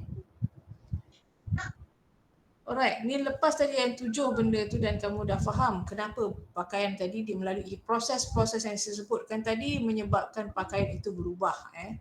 Jadi dalam setiap satu kebudayaan itu dia ada sub kebudayaan yang saya sebut tadi lah. Yang subsistem kebudayaan tadi ada apa tadi? Bahasa, ilmu pengetahuan, teknologi, agama, kepercayaan sosial, adat resam, dan sebagainya. Jadi daripada situ kamu tengok daripada satu tu dia akan ada pemikiran, tindakan dan juga artifak. Saya sebutkan satu-satu dia biar kamu faham betul-betul dan ingat sampai mati tau. First, setiap sub kebudayaan tu, contohnya kita ambil sistem daripada 7 tu kita ambil sistem pakaian ataupun kesenian lah, sistem kesenian dalam daripada 7 tu ada kesenian kan, yang last itu kesenian. Dalam kesenian dia ada pemikiran, dia ada tindakan dan dia juga ada artifak. Jadi kalau kita nak pastikan sesebuah budaya itu wujud, 3 benda dia kena ada. Dia kena ada pemikiran ataupun filosofi tentang sesuatu benda. Contohnya macam dalam masyarakat Melayu kita percaya bahawasanya kita percaya orang Melayu mesti macam ni. Orang Melayu mesti macam dia dah ada dalam kepala otak. Orang Melayu mesti Islam. Orang Melayu mesti sopan. Orang Melayu mesti macam tu Dan bila kita ada pemikiran demikian, kita akan membuat something yang berkaitan dengan apa yang kita fikir. Contohnya kalau kamu kata kita kena bersopan ni, tapi kamu pakai baju seksi, tak tally otak kamu dengan apa yang kamu buat. Apa yang kamu fikirkan dengan apa yang kamu buat tu tidak tally. Jadi sebab itu pemikiran dan tindakan ni dia kena bersama-sama. Tak boleh fikir lain buat benda lain lah, jadi pelik. Okay? Dan bila kita membuat something, contohnya orang Melayu ni mesti sopan, dia akan buat baju yang sopan lah. Jadi dia akan buat kain yang labuh, tidak boleh jarang, kain tak boleh nipis dan sebagainya. Dan terlahirlah artifak-artifak yang berasaskan daripada pemikiran, tindakan dan juga lahirlah artifak tersebut. Artifak ni bukan maksud benda dalam museum tu. Artifak ni apa saja yang diproduce oleh anggota masyarakat. Jadi kalau kita tengok tadi, berbalik kepada soalan saya tadi, kalau kamu tengok K-pop, adakah kamu ni berfikir macam orang Korea, bertindak macam orang Korea, atau kamu main belasah je ambil baju Korea dan pakai? Saya rasa ramai sekarang ni benda-benda ni kita tengok daripada diffusi. Diffusi ni macam saya kata tadi, proses sebaran macam-macam culture, kena pula culture K-pop, kamu pun nak pakai baju macam K-pop lah, nak makan kimchi lah, tapi kita cakap Korea pun tak reti. Tapi kita tak berperangai macam orang Korea pun. Jadi sebab itu benda dia akan jadi trend. Sebab bila dia ada, hanyalah kita ambil artifak dia saja, kita tidak ambil pemikiran dan kita tidak ambil tindakan, dia akan jadi trendy. Maksudnya benda itu tidak ada akar yang kuat. Bila dia ada pemikiran di situ, maka dia punya strength, benda itu bertahan lama sebab kita ada filosofi dia. Macam baju kurung. Kita ada filosofi baju kurung di mana dia menutup aurat, dia menutup tubuh, dia adalah lambang kemelayuan, dia adalah lambang kesopanan dia. Daripada situ barulah kita buat baju. Okey. Tapi kalau kita tidak ada pemikiran sedemikian, benda tu akan jadi sekejap dia akan jadi trend. Lepas 10 tahun dia hilang. Dia akan bergantikan dengan trend lain pula. Sebab kita tidak ada roots, kita tidak ada akar yang kuat untuk memegang artifak budaya tersebut. Okey. So sekarang kita pergi kepada artifak yang warna merah ni tadi, kita tengok apakah artifak-artifak yang dihasilkan. Jadi because ini kelas busana Melayu, kita fokus kepada artifak busana Melayu lah. Boleh je cerita pasal benda lain Kalau kita tengok mesin tenun ni pun artifak juga, tetapi artifak daripada segi teknologi Tapi sekarang ni kita nak ceritakan tentang artifak dari aspek pakaian dan juga tekstil Jadi ada dua jenis kek yang biasa kita jumpa dekat semenanjung tanah Melayu lah Tapi sebenarnya banyak lagi jenis. Ada yang body loom di mana loom tu diikat di pinggang. Ada yang jenis yang macam saya jumpa dekat China tu, dia punya kek tenunan dia 2 tingkat. Atas orang susun benang, bawah orang tenun kain. Itu dah diasaskan daripada dinasti sebelum Ming lagi dah ada dah. Tapi yang dijumpai di Asia Tenggara kebanyakannya 2 jenis ni jadi ada tenunan tumpah, kek tumpah dan juga kek tenunan biasa Kek ni bukan kek makan kek ni alat ni, nama kek Okey, ni tenunan dari kek tumpah. Selalunya dia punya benang ni kasar-kasar. Kalau kamu tengok yang kain puar ni, ini kain puar daripada masyarakat Iban. Kain dia selalunya kasar-kasar, dia tidak halus, dia kasar-kasar. Jadi boleh nampak bentuk dia kan ada bentuk monyet lah apa, tapi kamu boleh nampak garisan kain-kain tu sebab dia tenun secara kasar-kasar. Okay. So yang seterusnya kita tengok tenunan kek biasa ni. Kek biasa ni normally dia lebih halus lagi benang dia. Dia punya benang dekat sini lebih banyak daripada yang kek tumpah tadi. Yang ni tenunan dia normally benang dia sampai beratus-ratus. Mungkin kalau lebih kompleks lebih banyak lagi dia punya corak dia. Jadi selalu orang buat tenun songket, orang buat tenun pahang dan sebagainya lah. Okay. Kemudian kita tengok jenis-jenis tekstil Melayu. Okay. Jenis-jenis artifak lah sebenarnya, jenis-jenis artifak ini dalam pada sub-cluster kebudayaan di mana orang Melayu dulu, kalau kita kata Melayu ni bukan dekat Malaysia saja Melayu ni termasuk di negara-negara lain yang ada culture Melayu. Sebab itu kalau kamu tengok nanti lepas ni saya akan jelaskan tentang culture Melayu tu bukan sahaja orang Melayu. Culture Melayu ni adalah lebih luas lagi. Nanti lepas ni saya tukar slide, saya tunjukkan slide manakah region Melayu tersebut Jadi jangan pula nanti ada bergaduh. Kenapa kita nak ada macam orang Indonesia selalu gaduh dengan Malaysia Kenapa Malaysia ada batik? Kenapa kita nak claim batik kat Malaysia sedangkan Indonesia punya batik tu? Padahal ni dulu sebelum kita berpisah menjadi negara berasaskan politik, kita ni adalah satu Maksudnya negara Malaysia, negara Indonesia ni sharing the same culture. Sebab itu kita tak boleh bergaduh pasal culture sebab kita memang kongsi pun Okey, ini adalah songket Songket ni juga dia jumpai, dia ada kat Brunei, dia ada kat Indonesia, dia ada dekat Thailand Jadi jangan ada bergaduh. Kenapa songket saya punya, tak payah gaduh Semua orang share the same culture. Okay, dan songket ni pun ada banyak jenis.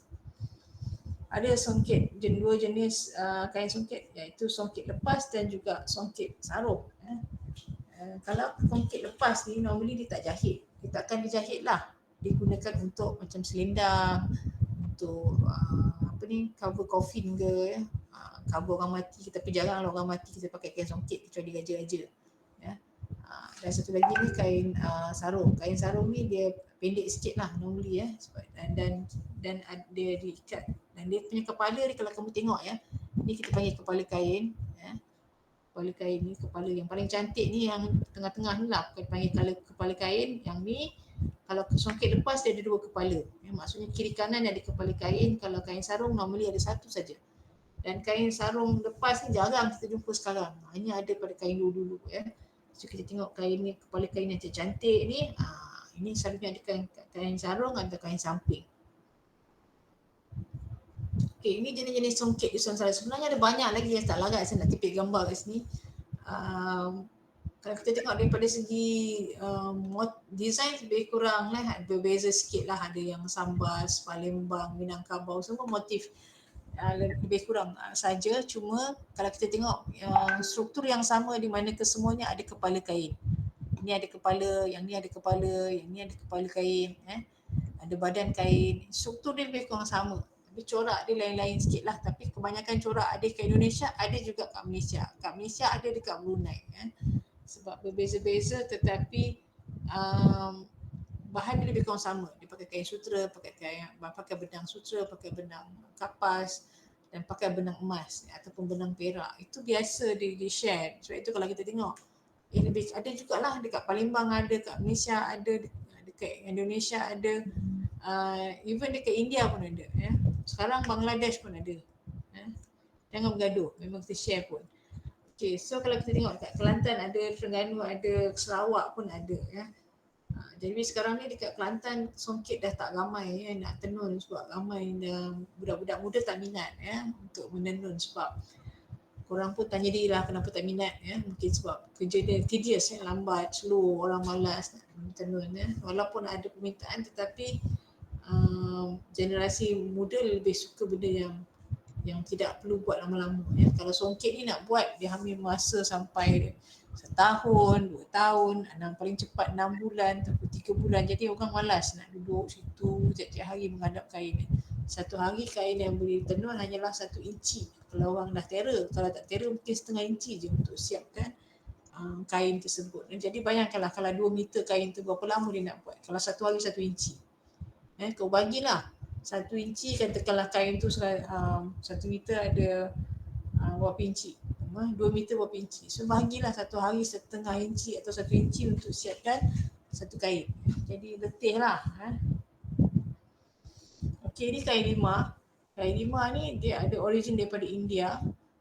Cuma bila sampai ke tanah Melayu dia tukarlah motif dia. Kalau kita tengok daripada kain lima ni atau separuh orang panggil kain cindai, dia ada motif macam, kalau yang daripada India ada motif gajah, ada motif ada banyak motif fauna lah ya.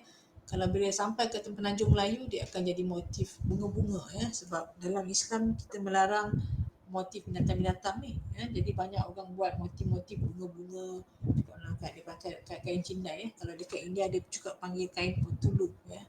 Jadi kat sini kita tengok motif ni. Asal kalau kita tengok kita tahu ini daripada India. Dekat Malaysia dia jadi macam ni ya.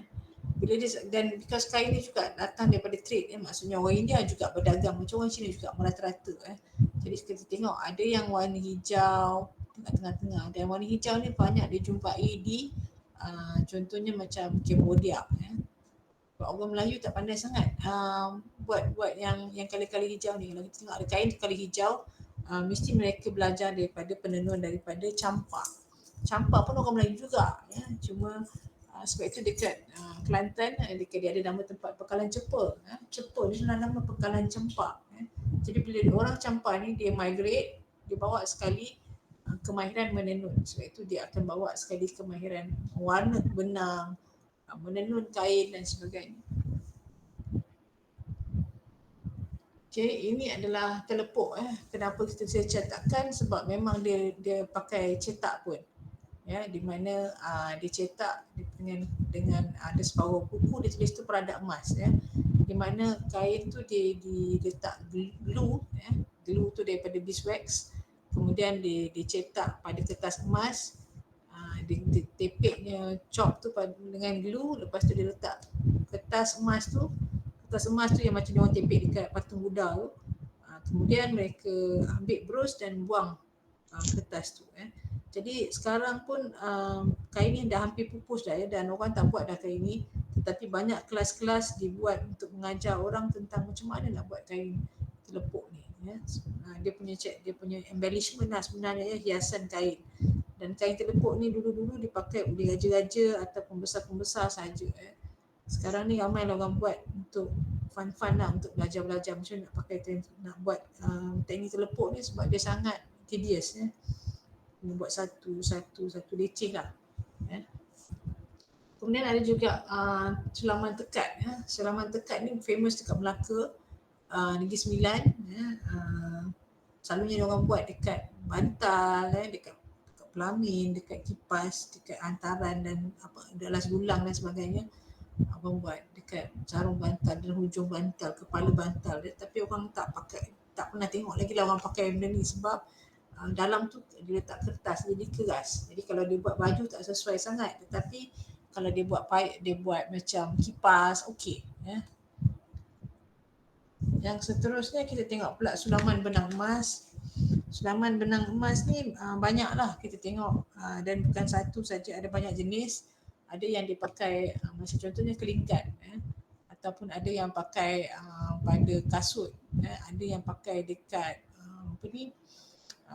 selendang dan sebagainya. Jadi ada banyak orang guna dan ada banyak nama. Okey. Lalu satu lagi yang kain pelangi. Pelangi ni dulu dia famous sebelum adanya batik chop Dekat Kelantan pun famous kain pelangi, tapi sekarang dah pupus, totally pupus Kain pelangi ni sebenarnya tie-dye, tapi sekarang korang belajar tentang kain jemputan lah ataupun ikat celup tie-dye yang very simple. Sedangkan dulu kalau kamu tengok kain batik tu ada kepala kain dan sebagainya, itu dia buat sebiji-sebiji, dia menggunakan teknik ni, jemputan pelangi. Jadi sebelum adanya kain batik pakai wax, mereka membuat kain batik menggunakan dipanggil batik pelangi tie-dye. Kemudian dia ada juga ikat loseng ataupun wap ikat ataupun longsi. Yang ni macam kamu tengok dekat dalam tenun tadi yang ada dipanggil kek tumpah tu ini. Dan dia bukan ada dekat Sarawak je, dekat Indonesia pun ada, tetapi lebih kepada masyarakat yang agak selalunya dia orang ni very aboriginals lah, kita panggil macam orang asli orang-orang Toraja, orang entiti Nusa Tenggara Timur. Mereka masih ada lagi budaya ni Kalau yang moden-moden tak ada dah Sebab benda ni kain-kain ni sebab apa dia famous dekat luar, sebab mereka ni selalunya kain ni dia berkaitan dengan ritual. Contohnya kalau kain warna merah ni untuk perkahwinan, dia ada kod dia. Warna kelabu tu untuk contohnya upacara macam perubatan. Dia nak berubat orang, dia pakai warna kelabu. Warna hitam untuk kematian. Jadi ada certain colour code yang berkaitan dengan kepercayaan. Jadi sebab itu bila masyarakat yang dah moden ni dia tak pakai sangat, dan tak ada pun dalam masyarakat yang dah macam dah adapt agama lain, sebab mereka tak ada percaya dah benda-benda animism. Jadi susah nak jumpa kain ni di luar daripada batas alam Melayu. Okay. Ini namanya kain tenun. Kalau dekat Pahang ada juga, dan di Kelantan pun ada juga, tapi banyak di Kelantan ni dah hampir-hampir pupus dah. Dia panggil punca potong. Kenapa dia punca potong ni, dekat depan dia ada macam dia tidak terus kotak-kotak. Normally punca potong ni hujung dia ada macam kosong sikit, ataupun tak berapa nak tenun dekat depan ni, belakang dia baru ada kotak-kotak. Dekat badan dia baru ada kotak-kotak. Depan kain ni selalunya tak ada lagi, tapi kain ni tak ada. Tengah-tengah kat badan dia akan ada kotak-kotak. Juga serupa dengan tenun Pahang pun lebih kurang macam ni juga. Tenun Pahang tak ada punca kat sini. Kalau punca ni selalunya dia ada macam bahagian yang dikosongkan. Okay. Okay, dan kemudian ada juga yang print ni dah masuk era moden lah, di mana mereka menggunakan teknik print. Dekat Kelantan famous untuk orang buat semuta. Jadi semuta ni digunakan untuk ikat kepala lah di Kelantan. Dekat Terengganu pun ada juga orang pakai semuta ni. Tapi printing ni adalah moden maksudnya moden lah, nak compare dengan baju-baju yang primitif tersebut. Print ni dibawa oleh teknologi daripada India. Ada juga sedikit. Tapi yang famous India lah, sebab India ni dia famous teknologi kain dia sama famous dengan China. India dia famous tentang very intricate design. China dia famous tentang dia punya embroidery, dia punya sutra dan sebagainya. India ni pun famous juga. Sebab itu negara-negara India, Pakistan, Bangladesh, mereka memang banyak produce kain yang dah sangat established. Mereka ribu-ribu tahun dah dia punya kain. Kita ni baru nak belajar buat kain. Sebab itu kita punya culture kita banyak import, dan tak ramai dah orang-orang sekarang nak belajar tentang kain. Okey, ini pula batik. Batik dekat Kelantan bermula pada tahun 1927 lebih kurang. Ada buku yang kata 1920, ada 1917. Jadi tapi dia lewat lah, maksudnya sebab batik ni 1927 baru diperkenalkan. Asalnya orang tu berdagang saja. Dia berdagang jual dekat Kelantan sebab orang Kelantan suka kain batik Jawa. Tapi lama-kelamaan dia kata daripada diimport jauh-jauh, baik dia buat kat sini. Jadi orang tu pun ajar orang Jawa ni, ajar orang Melayu macam mana nak buat kain batik supaya dia boleh senang sikit dia tak payah ambil daripada Indonesia. Jadi kalau kamu tengok batik dekat Kelantan ni, asal-asal lama-lama dia kebanyakannya berpaksikan daripada design Indonesia. Colour dia coklat. Dan kenapa colour dia coklat? Sebab dulu limited palette. Kenapa limited palette? Sebab itulah bahan yang ada. Bahan daripada alam. Maksudnya bahan daripada kunyit ke, bahan daripada akar pokok ke, daun pokok ke, benih pokok ke, biji benih ke dan sebagainya. Itulah yang dibuat colour. Kalau sekarang ni kalau kamu tengok warna dah ada macam-macam, sebab apa? Kita ada pigment dye. Maksudnya dye daripada bahan-bahan pigment. Tak semestinya daripada bahan-bahan asli. Kalau bahan-bahan semula jadi dia warna dia keluar macam tu lah. Warna coklat, warna hitam, warna-warna yang dull ni kan. Kita tengok pun mengantuk tengok colour dia kan. Kalau kita tengok yang warna-warna yang sekarang ni very colourful.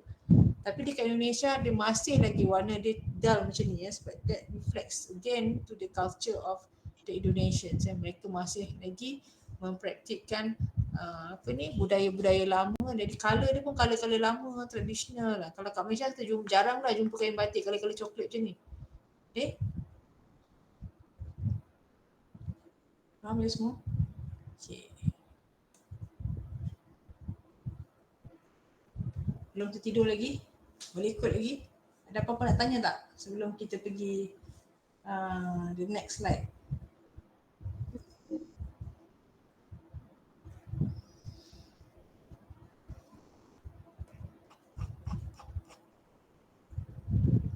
Ada apa-apa nak tanya adik? Boleh adik. Satu. Belum tertidur lagi setakat ni. Boleh layan satu slide lagi. Belum. Belum. Okey, kita pergi sedikit lagi slide ni untuk bercerita tentang, kita ghostan balik tadi. Kita belajar dulu proses tentang budaya dan kain. So kita tengok pula lepas ni proses seterusnya itu sejarah dia. Sekejap ya. Sekejap.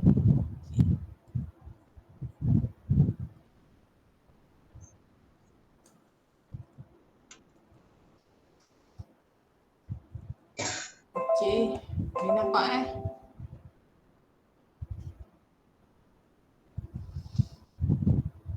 Okay, tadi kita belajar tentang culture in general. Sekarang kita nak tanya balik semula soalan saya tadi, siapakah orang Melayu ni? Belajar pasal busana Melayu kan, tapi tak tahu Melayu tu siapa. Dia kata, Melayu kita ingat, Melayu kat Malaysia je ada. Tak, sebenarnya Melayu ni adalah daripada kategori Melayu Polinesia yang menduduki Filipin, Vietnam, Madagaskar, Tanah Melayu, salah ejaan tu maaf, Sumatera, Jawa, Borneo, Sulawesi, Lombok, Bali dan Sumatera, Sumbawa Barat. Jadi bukan saja orang Melayu ada kat Tanah Melayu, kat tempat lain pun ada juga. Sebab itu kalau kita tengok kalau kita tengok Melayu Polinesia ni disifatkan daripada segi kalau kamu belajar antropologi dia lebih kepada dia panggil ras. Ras ni adalah dia tengok tulang. Ada juga yang tengok skeleton macam orang Melayu ni mesti orang yang kecil, yang petit lah, tak macam orang dia punya structure tu macam orang barat dia gemuk kan, besar tinggi kan. Kalau kita orang Melayu ni kecil-kecil je. Sebab tu kalau kamu tengok kita ni punya pertalian dia punya DNA dia sama macam orang asli dia punya tulang kecil, structure dia kecil, warna kulit dia coklat. Bahasa yang mereka gunakan adalah bahasa Austronesia. Jadi Austronesia ni kalau kita tengok budaya Melayu ni, kita boleh sama ada kita nak klasifikasikan daripada aspek bahasa, boleh daripada ras, boleh maksudnya daripada segi fizikal pun boleh. Jadi bila kita pecahkan mengikut contohnya fizikal orang Melayu tu macam mana, bahasa yang digunakan macam mana, siapa yang pakai, ada tak orang dekat Madagaskar pakai bahasa Melayu, dekat Sri Lanka pakai bahasa Melayu. Jadi bila kita pecahkan mengikut tu, kita akan tengok peta dunia ni sebenarnya kalau kita ikut budaya dia dah bukan macam peta zaman sekarang. Zaman sekarang punya peta adalah peta berasaskan politik. Malaysia, Indonesia, Thailand, padahal dulu semua orang cakap Melayu. Kita ni adalah lingua franca, di mana semua bahasa ni menjadi satu bahasa yang menyatukan Kepulauan Melayu.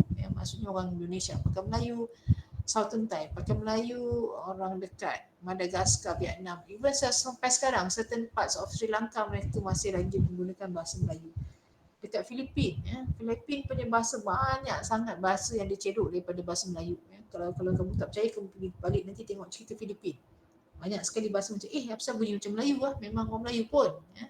Tapi because bila masing-masing dijajah, macam Malaysia dijajah oleh British, Belanda sekejap, Portugis, kemudian macam Indonesia pun sama dijajah, Filipin pun sama dijajah. Jadi akibat daripada penjajahan ni kita dah berpecah. Peta kita sekarang mengikut politik. Kita ni bila kita dah berpecah-pecah ni, kita mulalah nak buat identiti sendiri. Saya nak identiti baju macam ni, saya nak identiti baju-baju macam ni. Padahal dulu semua sama je. Itu saya kata kalau kita bergaduh pasal budaya, nak claim siapa nak claim ni, apa nak claim tu, namanya bodoh. Sebab apa kita nak claim, dah memang culture kita sama. Kita mempunyai culture yang sama. Yang membezakan orang nak bila dia dah berbeza, dia cuba untuk membuktikan diri dia berbeza. Jadi dia akan buat design yang lain daripada Malaysia, padahal dulu sama je. Sebab itu ada batik Malaysia, batik Indonesia, batik Thailand. Ada juga songket Malaysia, songket Thailand, songket Indonesia. Kenapa dia nak membezakan? Sebab adanya sempadan politik yang menyebabkan kita rasa kita kena berbeza dengan orang lain. Tak boleh sama. Padahal dulu semua sama je. Sebab itu kalau orang berdebat pasal budaya ni, jangan gaduh lah. Yang penggaduhan yang sia-sia namanya.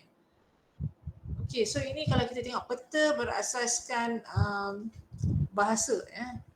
Kamu tengok warna hijau ni satu kepulauan bahasa lain. Yang warna merah ni cakap benda yang sama. Kepulauan yang merah ni dia cakap bahasa yang sama. Yang hijau ni pun cakap lebih kurang sama. Tetapi dia berdasarkan Malay Polynesian languages termasuklah bahasa Melayu ada. Kalau dulu semua cakap Melayu bahasa Melaka sebab dia panggil lingua franca. Maksudnya macam sekarang kena nak travel kena belajar bahasa Inggeris. Dulu kalau nak travel kena belajar bahasa Melayu. Walaupun dahsyat ni bahasa Melayu zaman dahulu kala untuk orang gunakan sebagai bahasa perdagangan. Sekarang ni bahasa Melayu tu shrink. Dia hanya digunakan di kepulauan Malaysia, Indonesia. Certain part of Thailand di bawah Southern Thai. Sebab Southern Thai dulu adalah sebahagian daripada kerajaan Langkasuka. Langkasuka ni sebahagian daripada kerajaan Melayu. Dan Malaysia termasuk salah satu daripada region Langkasuka. Jadi sebab itu kamu tengok di selatan Thailand orang cakap Melayu. Dia tak cakap Thailand. Ada dah juga cakap Thailand. Tapi maksudnya mereka adalah orang Melayu yang dipisahkan akibat sempadan politik. Okey, yang seterusnya. Ini kita ghostan sikit ke belakang macam saya sebut tadi lah. Kita ada 3 kerajaan tetapi kita nak bercakap tentang pakaian mereka. Kerajaan awal Melayu, ada banyak Langkasuka, Sriwijaya, Majapahit, ada kerajaan Reman, ada kerajaan lebih banyak daripada kalau kamu baca sejarah. Cuma saya ambil yang penting-penting je lah kalau nak belajar semua letih. Okay, kemudian ada kerajaan Melayu Melaka yang famous dan ada juga kerajaan Melayu Johor Riau. Yang ni pun famous juga. Johor Riau ni dia establish bila Melaka jatuh. Bila Melaka jatuh maka berlakulah perpindahan pelarian orang-orang dia punya kesultanan tu berlari ke Johor dan ada juga yang lari sampai ke Singapura. Jadi sebab itu kamu boleh nampak susu gaduh kerajaan daripada Johor Riau ni adalah daripada Melaka. Okay, kita tengok yang macam saya cakap tadi, ini patung yang sama juga di mana kalau asalnya baju-baju dia orang ni semua tidak berbaju lah, basically berkain sahaja. Langkasuka lah, Majapahit lah, Sriwijaya lah, semua lebih kurang sama. Dan patung-patung ni semua dekat museum yang ni dekat museum Kedah, yang ini dekat Indonesia, sama dua-dua ni. Jadi kita tengok patung-patung ni ada patung Hindu, ada patung Buddha. Kalau kita tengok Hindu dengan Buddha ni, asalnya Hindu Buddha satu agama, lepas tu dia separate, dia pecah. Hindu lain, agama Buddha lain. Sebab itu kalau kita tengok early patung awal ni, kalau kita tengok macam mana nak bezakan antara Hindu dengan Buddha ni. Kalau kita tengok Hindu ni tangan dia banyak tau. Kalau Buddha ni dia macam orang lah, sebab Buddha ni dia adalah prince putera yang mencari jalan untuk ke nirvana. Nirvana ni dia punya syurga lah. Jadi kalau kita tengok dia punya, sebab itu patung Buddha ni adalah orang. Tapi kalau kita tengok patung Hindu ni dia adalah lebih kepada macam god dia. Jadi dia ada banyak tangan, dan dia ada superficial punya elements, dia ada banyak benda-benda macam-macam kat badan dia. Ada accessories yang banyak. Tetapi kalau Buddha dekat badan dia tak banyak accessories. Tapi kalau kamu pergi dekat Borobudur dia ada 3 layer di mana first layer tu adalah lebih bersifat kemanusiaan dan duniawi. Dia masih prince, banyak pakai accessories, dia pakai rantai, dia pakai gelang, dia pakai subang. Second layer dia dah macam insaf sikit, so dia dah kurang. Third layer dia tak pakai apa-apa dah. Dia cuma pakai kain, dia duduk bersila dan dia pakai dia punya kecopong tu. Tapi dia tidak ada apa-apa aksesoris dekat badan dia sebab dia telah mencapai level nirvana di mana mereka dah melupakan dunia dan kembali kepada alam untuk ke syurga. Maksudnya mereka telah bertapa dan melupakan dunia. Sebenarnya konsep kalau kita tengok dalam Islam macam tu juga. Kalau kita masa muda-muda kita nak benda-benda kita kejar dunia. Bila kita makin tua dan kita mula dah meninggalkan dunia dan kita nak mempersiapkan diri kita ke alam yang satu lagi, jadi kita dah kurangkan sepatutnya lah, kurangkan berhibur, kurangkan benda-benda lara ni kan. Kita dah kurangkan perhiasan dan sebagainya sebab kita nak melangkah ke alam lain. Kalau kita tengok dalam agama Buddha macam tu, dia dah insaf dan dia kurang dia punya aksesoris kat badan. Jadi kalau kamu tengok patung Buddha, mata dia pun ada 3 peringkat mata yang terbuka, mata separuh tutup dan mata yang tertutup Yang terbuka tu dia masih lagi di prince, dia masih lagi manusia yang mementingkan benda-benda dunia. Yang separuh tutup tu dia dah dia dah dalam posisi di mana dia mula nak meninggalkan benda-benda lara di dunia, dan dia boleh tutup mata sepenuhnya. Itu dia dah sampai ke tahap nirvana di mana mereka mengabdikan diri sepenuhnya kepada alam agama dan meninggalkan duniawi.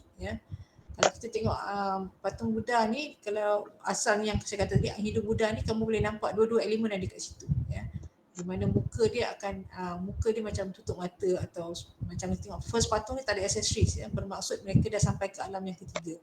Okay, kalau kita tengok yang nombor 2 ni, Patung Majapahit ni memang fully Hindu lah. So ada banyak aksesori dan sebagainya.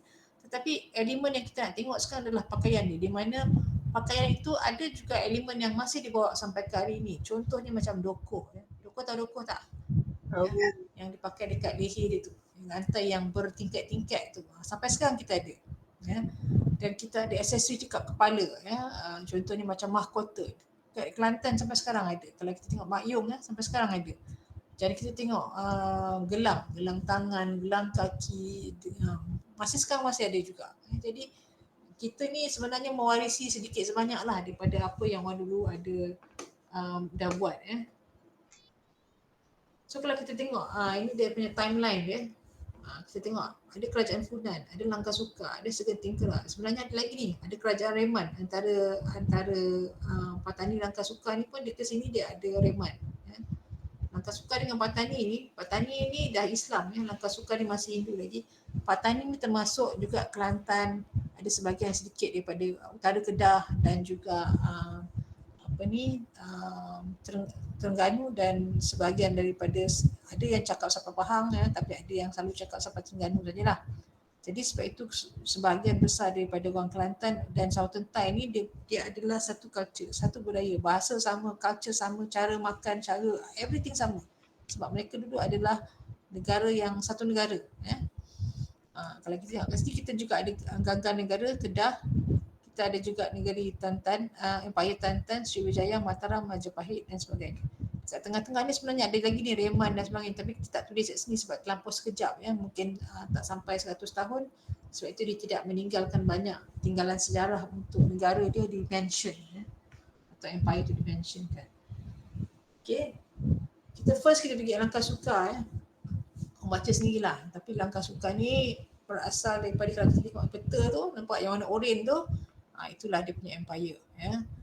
Jadi terletak di utara. Kalau kamu pergi dekat Thailand ya, even dekat Kedah, dekat belah-belah Lembah Bujang sampai sekarang kamu akan jumpa dekat area Sungai Batu, masih ada lagi tinggalan candi-candi daripada Hindu ya. Saya pernah pergi tempat ni dan saya tengok banyak lagi artifak di situ yang ditinggalkan. Gali-gali dia jumpa candi, gali-gali dia jumpa candi, dia jumpa manik dan sebagainya ya. Tapi dekat Malaysia ni kita tidak ada dana untuk korek lubang sangat ya. Because bila kita korek lubang kat kampung-kampung ni, kita kena bayar pampasan kepada orang kampung, kita nak korek tanah dia.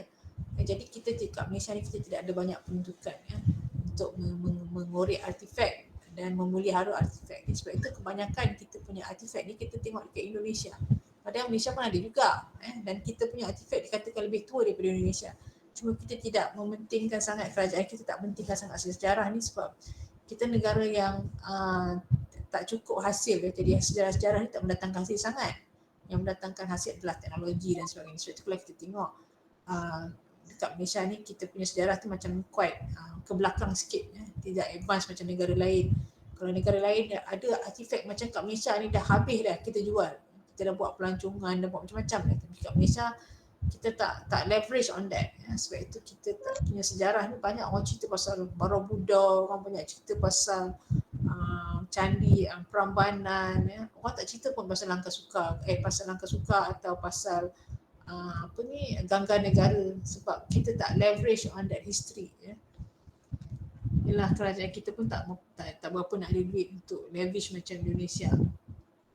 Okey, era Langkasuka ni banyak tulis dekat dalam catatan Cina, catatan Hindu pun ada.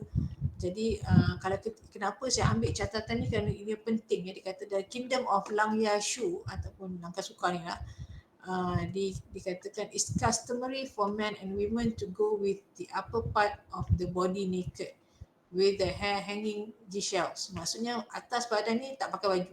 Dia kata upper part naked, maksudnya tak pakai baju. Dia kata rambut dia panjang dan sampai ke bawah, dan wearing a cotton canman ya, maksudnya dia pakai kain. Jadi lah dalam catatan nampak tak, dia pakai kain sekeping. Ini sebenarnya kain macam kain panjang lah, dia buat macam dhoti macam saya sebutkan tadi. Dia ada pengaruh-pengaruh India sikit ya. Ada kain panjang macam kain sari tu, kain panjang ya.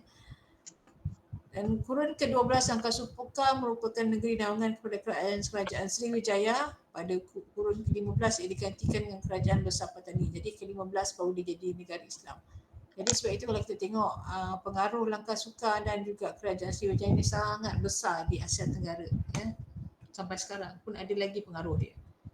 Okay, kalau kita tengok dekat Malaysia, pengaruh Langkasuka ni ataupun artifak tak banyak. Satu kerana mungkin dalam pakaian ni dia dibuat daripada kain, dia cepat reput dan cepat hancur. Jadi kita tidak ada kain yang boleh kita refer. Kita nak tengok kain era abad Langkasuka yang abad kedua tu memang tak ada lah. Sebab kalau kain-kain artifak yang ada pun ada abad ke-17. Jadi abad yang kedua memang tak ada lah. Jadi apa yang kita boleh pandukan adalah kepada bentuk, contohnya wayang kulit, ya. Dia ada memberikan kita sedikit idea macam mana orang dulu pakai baju, ya. Jadi kita tengok patung tadi, ni atas patung Buddha dengan Hindu tadi, sama lebih kurang dengan patung wayang kulit. Dia ada hiasan dekat kepala, dia ada cucuk sanggul, dia ada anting-anting, dia kena ada selendang, cincin, semua lah. Benda ni ada dekat patung tadi, ada dekat wayang kulit. Bermaksud dulu punya baju lebih kurang sama macam ni. Ya. Dan kamu kena ingat, ya, fashion itu adalah benda yang daripada ujung rambut sampai ujung kaki. Maksudnya kepala ada, ranting-ranting semua ada, antai-anting semua ada, rantai semua ada. Daripada ujung rambut sampai ujung kaki. Dia tak boleh fashion ni baju saja. Sebab itu kalau kita tengok, dia punya pakaian tu komplit. Ya. Dan kita kalau kata naga ni Cina je ada. Tak, naga ni dalam masyarakat Melayu pun ada. Ya. Naga dekat dalam masyarakat Melayu dipanggil Makara. Ya, Makara ni adalah naga. Dia ada naga, tapi rupa naga taklah macam naga Cina. Naga Cina tu kan keluar-keluar panjang sikit kan. Tapi kalau tengok naga Melayu dia macam pendek sikit kepala dia, ada Makara. Dan famous kalau kamu tengok Makara ni ada dekat kalau kita tengok ada dekat keris, ya. Tetapi dia dah simplify, kamu tak nampak lah rupa binatang sangat. Sebenarnya itu asalnya dia nak tunjuk kepala naga tersebut, ya.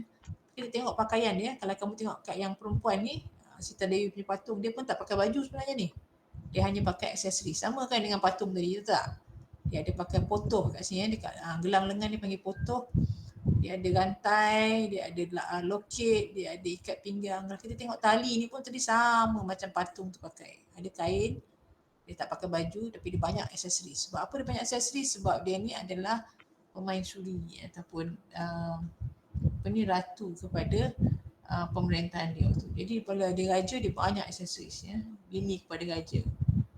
Okay, so kita tengok era Sriwijaya ni, era Sriwijaya lagi besar, ya. Tadi sikit kan besar dah, tapi ni besar lagi. Okay. Kalau tadi tu Langkasuka dekat Malaysia dengan Thailand je kan. Yang ni besar lagi. Ya. Sampailah ke Papua Nugini tu sampai kat Filipina. Jadi sebab itu kalau kita jumpa nama ni, artifak dia ada dekat negara-negara ni. Masih kita jumpa patung. Kat patung tu ada juga dekat Thailand, dekat Myanmar, dekat Laos, dekat Vietnam, semua ada. Ya. Jadi sebab itu kita boleh jumpa kalau macam dekat Kedah tu banyaklah, sebab situ adalah port, ya.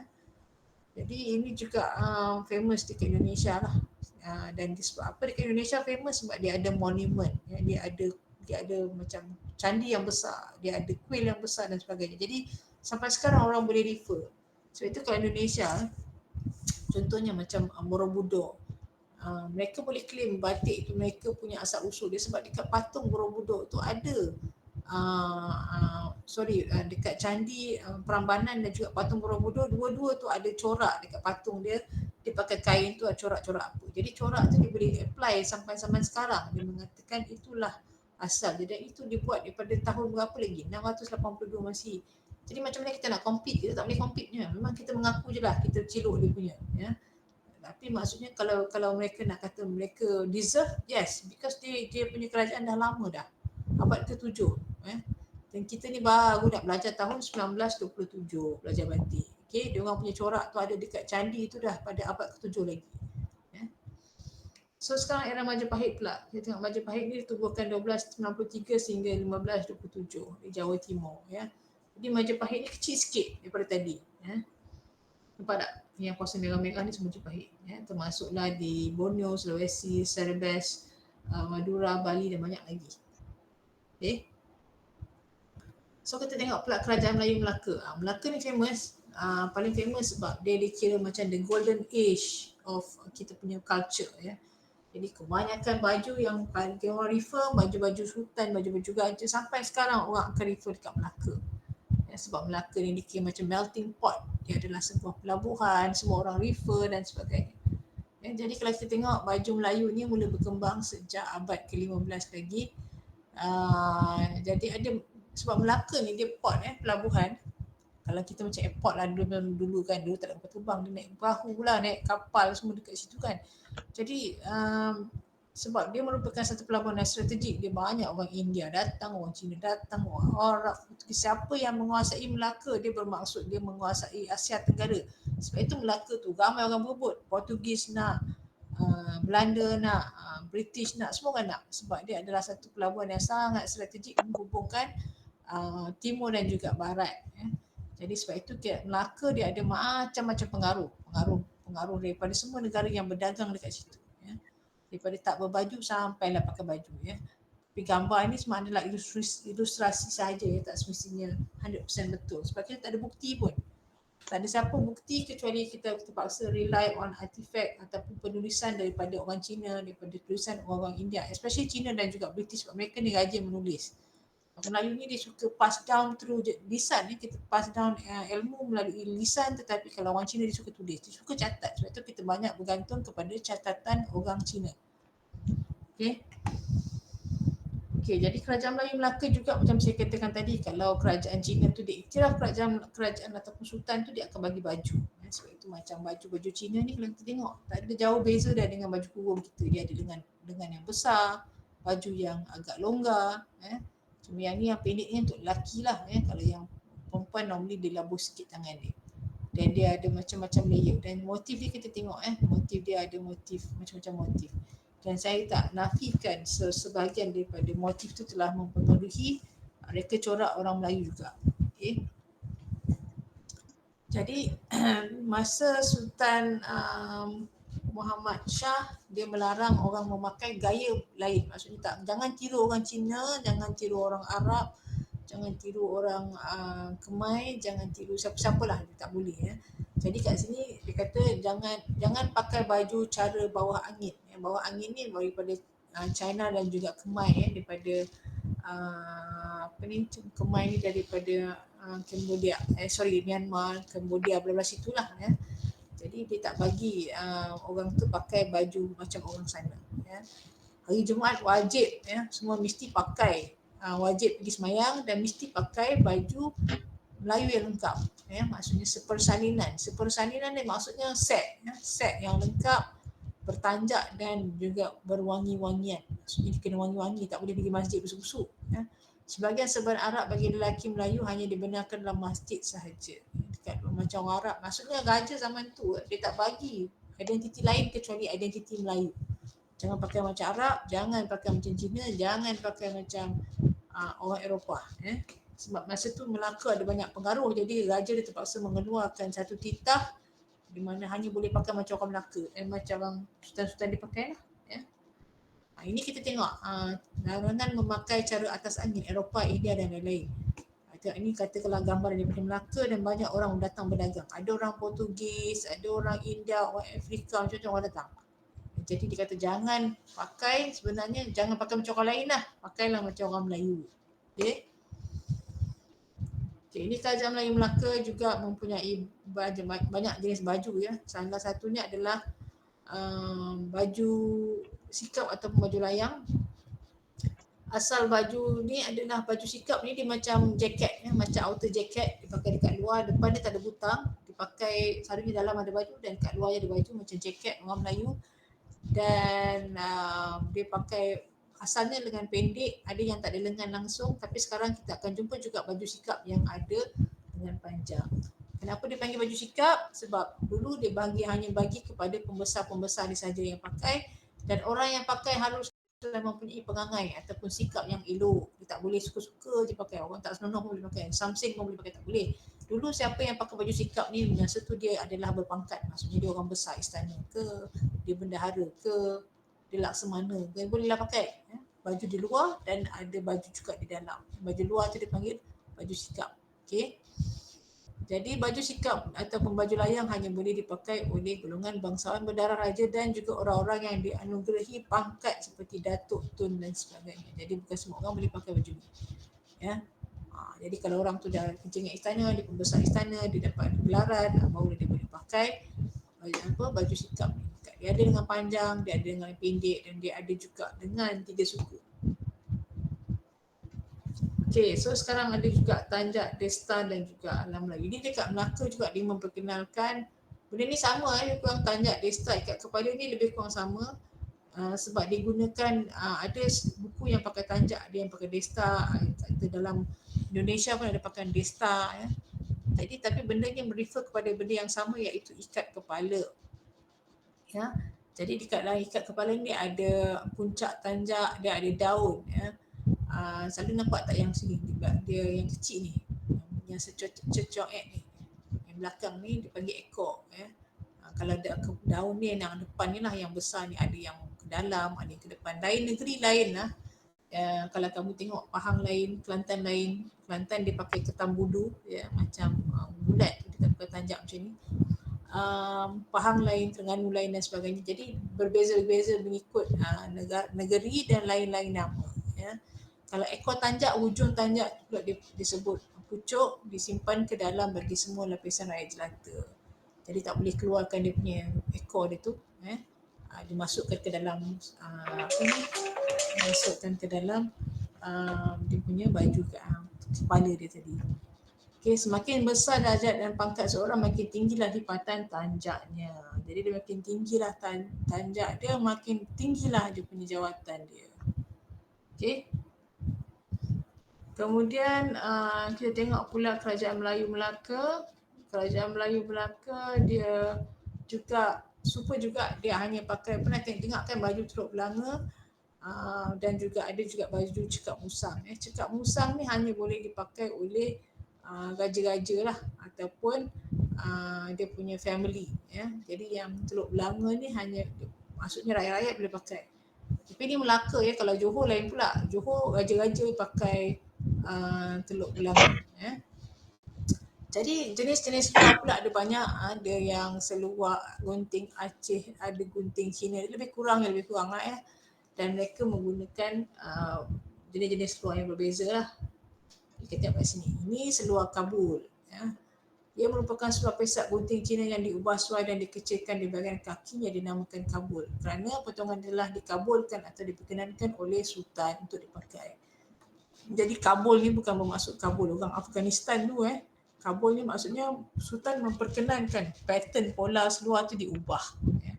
Jadi bila dia nak ubah baju tu, dia kena dapat kebenaran Sultan, sebab Sultan yang kata desain baju tu kena macam ni dan sebagainya. Sebab dulu ya Sultan ni dia jaga, yelah kalau kita tengok sejarah dia, raja-raja ni dia kena bertanggungjawab atas rakyat dia, mesti ketua agama. Jadi dia kena buat seluar tu longgar, dia kena long, tak boleh pendek dan sebagainya. Jadi bila dia nak ubah potongan, dia kena dapat perkenan Sultan, dia kena dapat kebenaran. Kalau tak, Sultan tak bagi, dia tak boleh nak tukar design, nak tukar pola dia. Okay. Kemudian kita tengok juga pakaian samping ya, kain samping ya. Kain samping ni kalau kita tengok orang Melayu dulu, kalau kita tengok asalnya kenapa dia pakai secara logiknya adalah kerana kain dulu nipis ya. Jadi untuk menutup aurat dia kena pakai satu lagi layer dekat luar dia supaya tutup kawasan sulit tu dengan kain, supaya tak adalah nampak kain. Kalau kena kain jarang nampak, jadi ditutuplah dengan kain samping. Jadi bila tutup dengan kain samping nampaklah sopan. Okay. Jadi dia ada dua jenis, ada dagang luar dan ada juga dagang dalam. Dagang luar tu baju di luar, kain tu di luar Jadi kita tengok kat sini ada 3-4, ada banyak jenis sebenarnya. Ini adalah antara 4 jenis yang popular, iaitu ikatan pancung, ikatan kembung, ikat lima dan juga ikatan lingkup. Ini untuk pakai ada 4 bukan 3 ni. Tapi bolehlah juga dia dekat-dekat ya. Ikatan pancung dengan kembung dia dekat-dekat. Ikatan pancung dengan anak Raja Liman dekat-dekat. Dan dia pakai tu juga untuk refer dia ni siapa yang bila kita pakai. Okay, so kita tengok kat sini. Alright, ni kata pancung dengan anak Raja Lima ni. Dia sebenarnya adalah lebih kurang sama. Ikatan lingkup yang macam biasa kita pakai hari raya. Ikatan kembung yang orang selalu nak kahwin pakai macam ni. Ya. Ikatan pancung dengan ikatan anak Raja Lima ni memang dihaskan untuk raja-raja sahaja. Ya, asalnya sekarang boleh pakai. Ikatan pancung ni dia buat, kalau kita tengok apa beza dia, yang pancung ni dia buat daripada kain lepas. Yang ni dia buat daripada kain sarung. Maksudnya kain samping tu atau dia dijahit dan dibuat dipatan kat depan tu, tapi kalau yang ini dia lepas, maksudnya kain batik lepas tak dijahit. Yang warna hijau ni dijahit, jadi dia punya kain tu nampak macam compact sikit. Kalau pancung ni dia macam loose sebab dia pakai kain batik lepas, kain sarung, kain yang lepas lah, tak kisahlah kain songkit ke kain apa. Okay, so kalau kita tengok pula tadi tu Melaka, sekarang kita tengok pula Johor. Kalau kita tengok Johor dulu, lepas Melaka ditewaskan oleh Portugis, Melaka jatuh ke tangan Portugis pada tahun 1511, maka kebanyakan orang melarikan diri ke Johor dan mereka buat 91 lagi kerajaan baru lepas tu, maksudnya kerajaan Johor Riau, untuk sebenarnya ditubuhkan untuk lawan semula dengan Portugis dan Belanda dan sebagainya, tapi tak berjaya, kalah. Bila mereka lawan, kalah. Jadi mereka sebenarnya tak banyak kali lah, kalau kamu baca sejarah dia berperang banyak kali ni nak merampas semula Melaka tapi tak berjaya, ya. Jadi sehingga yang terakhir, keturunan yang terakhir, setahu saya lah, dia yang Raja Ali lari ke Temasek ataupun Singapura, mati di sana, dan salah satu dia punya, tak silap saya, anak ke lari ke Perak, dan sebab itu kalau kita tengok sekarang dekat Malaysia, yang diorang kata paling powerful adalah Perak, yang ada susu galur Melaka, sebab dia punya keturunan dia lari ke Perak dan menubuhkan kerajaan dekat sana. Jadi diorang kata susu galur yang masih ada pertalian dengan Melaka hanyalah Perak. Yang lari ke Johor dah mati dah, lari ke Singapura mati, dan kubur dia ada dekat Singapura, Raja Ali. Jadi kalau kita tengok Johor ni sampai kat sini, Johor ni sampai dekat Riau, sebab itu nama dia Kerajaan Johor Riau. Baju kurung ni ada jumpa di sini dan dijumpai di sini, ada di Kerajaan Indragiri dan sebagainya. Okey, kat sini dia ada tentang baju, kalau kita tengok sini ada baju orang Johor pakai, dia pakai seluar Aceh, tengkolok aneka gaya di sini. Ini gambar daripada muzium Pahang ni, sebab sebahagiannya tadi lah, ada Johor Riau ni termasuk dengan Empire, dekat Pahang juga termasuk. Sebab itu kalau kamu tengok dekat Riau, dia ada dipanggil baju Riau Pahang, ataupun baju Pahang. Dia ada unsur-unsur potongan daripada Riau, iaitu di mana bajunya mempunyai pesak yang luas, yang besar. Jadi dia macam kembang sikit berbanding dengan kalau macam baju lain tu dia kurang sikit lah, dia punya kembang dia. Okay, kalau yang baju dia punya kain samping pun labuh, sampai dekat bawah lutut. Okay. Dan selalunya mereka menggunakan baju teluk belanga. Yang teluk belanga ni baju bulat lah, dia punya leher dia. So kalau kita tengok kat sini, dia gambar ni just illustration sahaja, tapi tidaklah 100% accurate. Tapi kalau kita tengok abad Kerajaan Melayu Melaka tu, memang dalam sejarah dicatatkan orang tu pakai baju ketat, tapi tak dah ketat sasa macam ni, tapi maksudnya baju tu kecil, maksud kecil itu dia tidaklah macam ini. Kalau kita tengok drawing dia dah macam pakai spandex lah ni. Kalau kita tengok dulu memang dia pakai baju tu kecil, tapi tidaklah maksudnya macam body fitted macam ni, baju yang kecil maksud dia. Yang ni baju dengan panjang, kalau kita tengok sampai 3 suku lengan yang nombor 4 ni, kemudian dia labuh. Bila era Johor moden, dia dah tak pakai tengkolok, dia pakai songkok. Seperti juga dengan Indonesia, ada orang Melayu pakai, orang juga pakai songkok. Jadi songkok dia masih teluk belanga, dan kat sini dia pakai kain samping dia dekat dalam, dan dia pakai capal.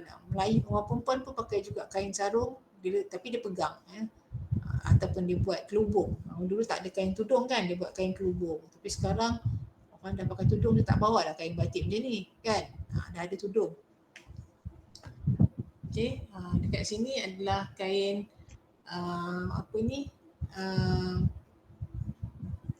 perkembangan kain lah, daripada perkemban sehinggalah jadi baju dengan panjang dan jadi baju kurung. Kalau Johor ni dia famous baju kurung yang labuh, yang panjang.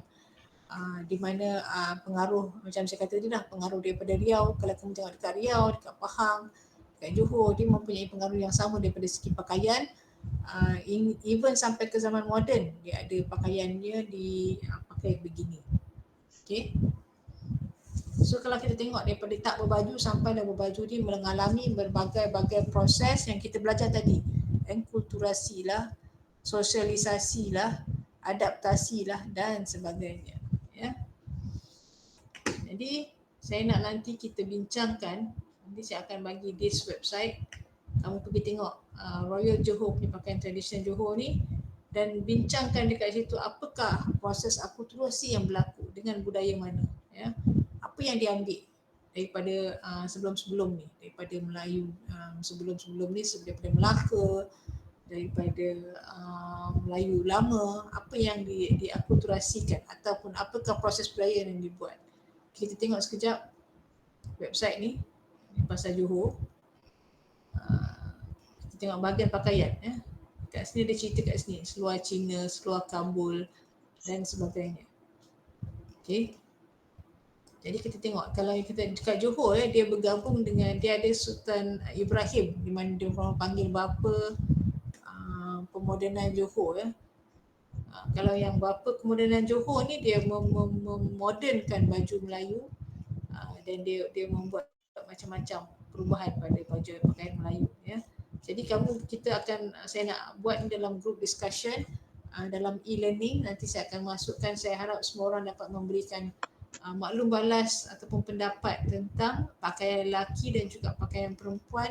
Apakah proses budaya yang telah berlaku dalam enkulturasi, sama ada enkulturasi ke, sosialisasi ke, enkulturasi ke, apa yang berlaku, diffusion dan sebagainya, saya nak kita bincangkan dalam kelas e-learning kita. Boleh tak? Boleh ke adik-adik? Boleh, madam. Boleh, madam. Okay.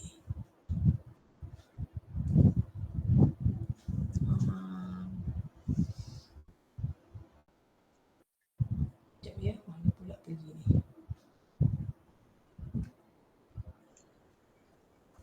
Okay. Tutup kamera dah, semua bisa confirm tidur dah ni.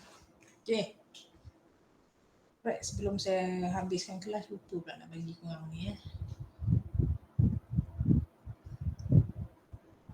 Bagi korang attendance. Boleh nampak ke attendance ni?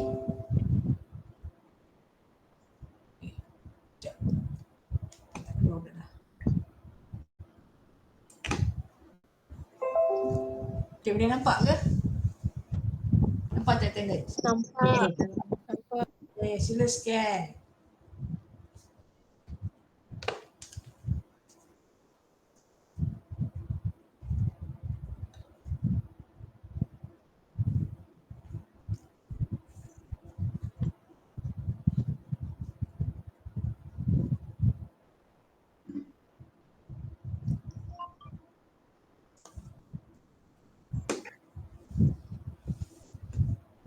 Dah scan ke semua?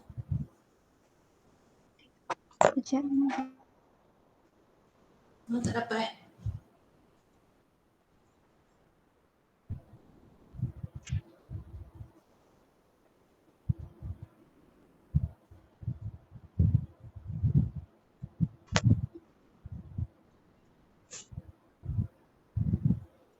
Dah? Semua dah?